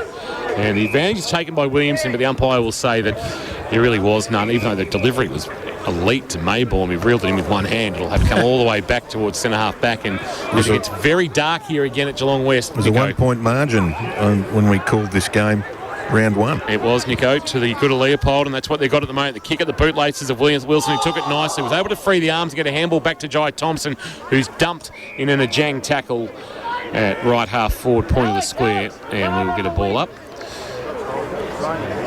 16 3/4 minutes gone. Umpire puts it in the air. Watts won the tap down. Lovell a handball out the side door. Might have been socked off the ground by Lewis. Rolled towards the boundary line, but Gordon kept it alive for Leopold. Gave it to Lane, who's been okay. A high kick to the wing, went over the head of the 2 number 8s in Scott and Kelly, and it's out of bounds for a boundary throw-in out of side. A lot of action on that outer side of the ground, and maybe less chopped up than the near side, where you probably see a lot of training going on among the Giants teams at play here. 50-49. Leopold leads Geelong West. 17 minutes gone. Port Phillip Ferry's time clock. Watts gets it down. Marcus Thompson handball over the top. Slocum right next to Justin. And they see it over the boundary line. Run out of room, so we'll have another boundary throw in. Very dark here at West now. Middle stage is the final term. Point the difference. Watts, Maybaum. Ruck work. Maybaum in front. Thompson can't take it. Ajang handball to Slocum. His handball to Lovell. Looking for somebody to run past. It was Ajang. His handball. Oh, that was a throw from Watts. Now the other way. Thompson got it towards Williamson. Got one high. Will take the free kick forward to the centre wing. Wants to get it on quickly, and they do. They drive it in. Thompson floating punt, but only as far as Evans, who stands his ground. And inside defensive 50. Thought about short. Elects to go further afield. And going out there. That's a good mark, Collins. That was good mitts, and he took it. Defensive side of centre wing. At half back, in fact. And 50. Tommy Gordon. Oof. So the Giants to come down to half forward. Nobody's standing the mark, so he plays on. Drives it long towards the top of the square. No mark taken. Off the back, the lines. Dixon wants to get it out wide. Ash takes the mark in the back pocket. Drives it along towards Wagner, who takes the mark. Just in between back pocket and half back. Drives it down the line. And punched away. Big double fist to Mick Schilt style. Benny Cassidy liked that one. Fleeton sees it over the boundary line. Why wouldn't he mark? If you can double fist, you can mark. Kingy. So, Daddy Young player just taking the more conservative option. Probably just playing safe. Safe ain't going to win you the game. Just his 4th game, 2nd of the season for Joel Fleeton. Of course, twin brother Cam on the GWS Giants list from the boundary throw-in. And we're at half forward on hands and knees. That was Frost to handball to Watts, but he turned it over. Burgess has been good, and his well-weighted kick just inside the line is marked by Nick Ash. Ash, who kicked it behind in the second quarter. Back of the wing. Got to be really clean now, boys. Kick to the wing, wanting Thompson, who flew. That was Jai, couldn't complete the mark. Ball at the front of the pack. He lays a tackle along with Pitt. There's a Giant who's a little bit sore. Might be Barnes for St John of God. Your emergency specialist open 24/7 Mine Street in Geelong. He's going to come to the bench and be looked at by the medical staff. Watts won the tap down. Watts did his own roving and then jammed it on the left boot towards half forward. Looking for a mark, can't find one. Front of the pack. Burgess was good. Ajang cut off the handball that was intended for Justin. He went back and found it, Ajang, but his handball was errant back on the wing. Jai Thompson overran the footy. Kelly put his head over it. So did Maybaum. Maybaum's going to win it. His handball didn't get out out of the pack. Jai Thompson barged his way through and kicked it inside forward 50, but Slocum cut it off. He did it defensive 50 now. Does he want to switch the play? He does. He goes to the outer side. Dangerous kick. Pitt got a hand to it in front of Handley. Pitt now handball to Justin, who followed up 55 out. Goes to the goal square and over the back mark, taken by Tom Scott. And had to sit all the time on Dwyer and was just able to read the ball better in flight and took the mark 10 out. Is the best team going to lose today? More than likely. A lot of West players with their hands on their knees and Joel Fleeton looking for rotations. is winded, boys, but should be back on. Max Kelly's injured. And Jang was sore. They just couldn't transition defensively. So Scott comes in. He just little pitching wedge over the top from Tom Scott. Just wedged it over for the 7th for Leopold 7. 14.56 they lead. Geelong West 7-7-49. Apco Cafe 24/7. K-Rock final quarter scoreboard. Baxter bench limping. Look, they're just all out at the moment, West. They might be searching for the week off. Yeah. They just have to roll the dice now. You might as well lose by 4 goals, 100%, having a crack, rather than being conservative and losing by 7 points or 13 points. Umpire tosses it up in the middle. Watts has been outstanding all day. Will we get a Leopold Sporties from the losing team potentially, as Wagner did the roving, gave a handball to Jennings, kick inside 50, back with the flight. Handley couldn't complete the mark. Clearing kick came out from Dwyer towards the outer wing for West, but Justin, who's been pretty good this afternoon, the Collar and Noorat product. He's wrapped up in a tackle and he's turned it over and he's going to get the ball back, is he? No. Jennings is going to have to go in and lay a tackle for Leopold. And it's going to stay on the deck. Umpire is going to have to come in and sort that out. Frost is in there. Umpire says, give it to me, I'll ball it up. 22 minutes gone in this final term. Leopold have kicked 3 goals. Geelong West have kicked 1. So there's been 4 kicks. So I still think we'll play to around 28 or 29 at this stage. And we've got a ball up. Watts gets it down. Lewis passed it. Quick kick towards Herbert. Oh, he did go to ground. The umpire said no, play on. Ball still in dispute. Oh, comes out. Evans had a hand to it. Frangos getting back there to help out. Puts the tackle on. Justin over the top of it. The umpire will come and ball it up. About 70 out from the Leopold goal. With his short whistle toot again. Toot. And now ball around the corner. Getting back Darnell. See how it's just Darnell. Yeah. Not even Edwards, it's just Darnell. Takes the mark. Wants to clear it towards Lockie Handley. Last line of defence, he's got Buckwell, lateral, takes the mark in the back pocket. Got to roll the dice a bit now, the Giants. Goes short, Dwyer takes it on defensive 50. Yeah, this slow play is not going to help them at all. Allows Leopold to set up behind the footy, and that's what they've done. Dwyer just hitting hope to the wing at Jang front position. Numbers there for Leopold, including Giddings, who brought it to the ground. Front of the pack, Codd. Slocum put his head over it, but couldn't take it cleanly. Coming the other way, Ash might have got a shove in the back. Nick Ash, umpire said, no, give it to me. I'll ball it up. And Leopold are happy with this. Time is their friend. It's the enemy of the Giants. Giddings, Watts. Giddings a tap this time. Rolling ball. Slocum put his head over for West, but walked into a Marcus Thompson tackle, who I suspect is probably in the thoughts of Chris Nichols for the Leopold Sporties. $100 voucher this afternoon. He certainly is. Chance now for Lewis, but he's turned it over. Here's Marcus Thompson again on cue. Frangos has gone back behind the footy for the moment and taken the mark, and now he's kicked. Oh no, he's turned it over, and Pitt's taken the mark, and they're streaming forward for Leopold. Scott or Patton, take your pick. Patton will mark. They nearly spoiled each other. Scott nearly plucked it off his chest, and I think he might have just got a late call. Get out of my way. Yeah, From let Mitch it go. Patton I'm the saying, man down here. hang on, people are on me to win the leading goal That's kicking. right. Yeah.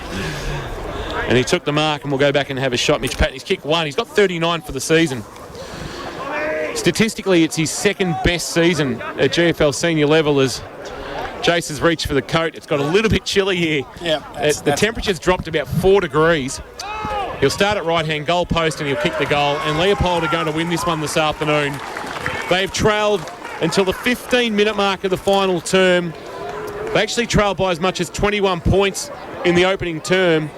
And you've got to say that West are going to walk away from this one going, we were a little bit stiff. Patton's got 2. He's got 40 for the season. And Leopold now lead by 13 points. They're 8-14-62. Geelong West 7-7-49. The Giants, they face a couple of tough ones post-bye. Grovedale and Newtown Chewell if they want to keep their season alive. Leopold with a big one. The battle for third spot. We're going to have 1 play 2 and 3 play 4 after the break. And we're going to have, I think, 6 play 7 or 6 play 8. Get a Monday game or something, King? Can you work that out? Would be nice. Watts gets it down towards a Jang. No other games work apart from Saturday afternoon. In the middle. Now the ball comes out. Mensch got the clearing kick. Getting back there. No mark was taken by Gordon. Tackle on at the point of the centre square at half forward. The umpire's going to come in, ball it up. Getting up Lovell and also Lane. So umpire to throw it up for Watts and Maybaum. Watts with a big thump forward. Hoare to run onto it at half forward. Might sit for him. He roves it and gives it away quickly. Drennan off a step and he's given them half a show. He turns around. Drennan kicks his second of the afternoon. They're not done with yet, the Giants. 26 played, and that is their 8th of the afternoon. 8:7:55. They trail Leopold 8-14-62. APCO Cafe 24/7 K-Rock final quarter scoreboard. Well, they need to get one within the next minute or so, I would suggest. Kingy estimated maybe 28 at max or 29 at max. And with their percentage not great, yeah, if they can jag a draw even, take percentage out of play and just worry about winning games. They'd love to win it, but maybe even a point and get a goal off the back of that might be the way to go. Watts fists it forward. Rolling ball, attacked off the wing by Justin of Leopold. He jammed it on his left boot. It'll pitch in the glue pot, and Watts, too slow. Dragged down by O'Brien. Diving on the footy is Jennings potentially. No, in fact, it was Maybaum. Now the kick inside 50 for Leopold. Pitt attacked it. Handball to Jennings. Jennings with an open goal. Jennings to put it to bed. No, missed to the left. Through for a minor score. Margin is 8. Now they need 2 goals, West. Crowd starting to get involved. Bit of coast-to-coast action too, the Giants. I reckon. They want to go. Dwyer. This is it. Yep, he goes out wide. Collins has to defensively punch it from behind. Needs some support in front. Wilson tried to shuffle the handball towards Pitt. He handballs it backwards. Under pressure. Wilson got it down. And Thompson was there also, as you would expect. Pack develops just inside the centre square at half forward for the Lions. Maybaum and Watts. Watts with a left hand. Jai Thompson, though, roves it. Back inside 50. Pitt puts a tackle on. Ball spills free. Out the back. Evans ripped off the football. Umpire says play on. Handball came out wide. Wilson wrapped up, takes the tackle. And not going anywhere. 28 played, final term. West Giants 55. Leopold 63. You've got to rate the Leopold long sleeve jumper that Wilson's wearing. It's quality. Tapped down from behind by Watts. Front of the pack, Williamson. Mensch on there up. The Watts had to throw. And he's been pinged too. Did it earlier and got away with it. Yeah, he probably thought I'll try it again. Yeah. The umpire's arguing that there was a space between the ball and his fist when it made contact, which constitutes a throw, and Maybaum will take all the time off the clock that he desires to 30 seconds. And then have a shot at goal, and he gives a handball off. He's got a man standing on the outside of him in Justin. Justin from about 48 metres to put the nail in the coffin. It won't have the carry. Wilson from 4 deep flew. Front of the pack is Herbert. He had his head over the footy for Leopold, but he couldn't take it. Pitt somehow got a handball up to Herbert. He walked into a 2-man tackle. Hanley and Buckwell stopping him from going anywhere, and we'll get a ball up right forward pockets. Church Street end of the ground. Leopold by 8 as we approach 29 minutes gone on the Port Phillip Ferries time clock. So ball up. Watts gives it down to a Jang hold, said the umpire. West with the free kick, is it? Yes, Watts has got it. He needs to just move it. Don't have anything else. They're going to be torpedoes where the mark here, is. Back pocket. Just kick it as far as you can. That's it. And he goes now long.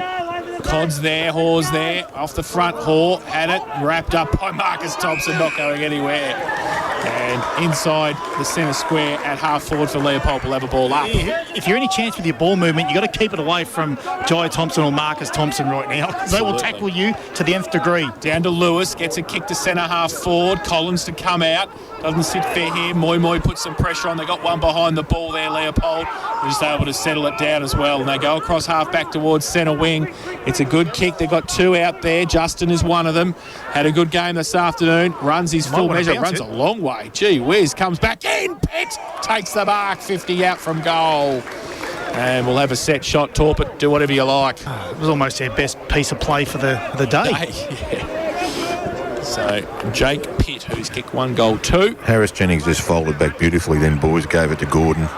2 guns for Leopold. numbers there, didn't they? Rock Dog. So, and it ends up with Jake Pitt. Margin 8 points, over 30 played in this final term. He comes in. Right foot. It's not going to make the distance. And Wilson takes the mark, does he? He does. And the Giants player fell over in front. I think it was Buckwell.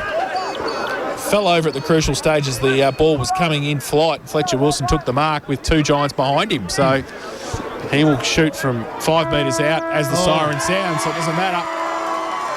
So he can come out on the J curve. Doesn't matter. Doesn't matter. He kicks the goal anyway. So he kicks his first, and that was the 9th for Leopold. They go to 9-15-69. They defeat the Giants 8-7-55. You are allowed to actually come out. You're allowed to go to the line of the mark. So you can go back and step. But he's kicked the goal, and it's all by the by. And Leopold have picked up their 9th win of the season. Hands up if you thought after 12 rounds as we go to the bye that Leopold would be 9-3. Yeah, no. Don't think we had him. Nope. There, 9-15-69, 8-7-55 as Chris Nichols goes down very quickly. I think he's got Tom Scott standing alongside of him. I have got Tom Scott here. Well, great win in the end, mate. You pulled out all stops there in the second half. Yeah, we've started to make a bit of a habit of starting off games slow, so we knew we had it in us at 3/4 time. We just had to get control of the footy back, which we did. So, yeah, hopefully the next few weeks we can start off a bit faster and make it a bit easier for ourselves, because we've started to make it hard the last few weeks. So the leaders stood up today, Thompson and Wagner and Gordon, in that second half. Yeah, absolutely. Our midfield core group's been awesome. Having Logger back and Drive back from his ACL, he hasn't missed a beat. So, yeah, we rely on them, and they stood up again. So, yeah, they've been really good. Thanks, mate. Go and enjoy it. Thanks. Tom Scott there with Chris Nichols. Well done, Nico. 5th quarter, thanks to the Sandman Mattress Factory. Now the Sandman's two-sided double-sided two-sided mattress, locally made. Oh no, it's do you know what? About it. That's why he's talking about mattresses. I need the break. Yes, I need the break. It's been a big 12 or 13 weeks, and I need the break. You're limping to the break. You are. Sleep better with the Sandman's locally made two-sided mattresses. They're made to outlast any other. Nico, where else are you going for a quick chat among the Leopold faithful, or are you? I'll grab Scotty Frangos, I think. You're going to go and grab Scotty. How much did you pick them by today? The pendulum was 23. And given the conditions... 26 I had it at.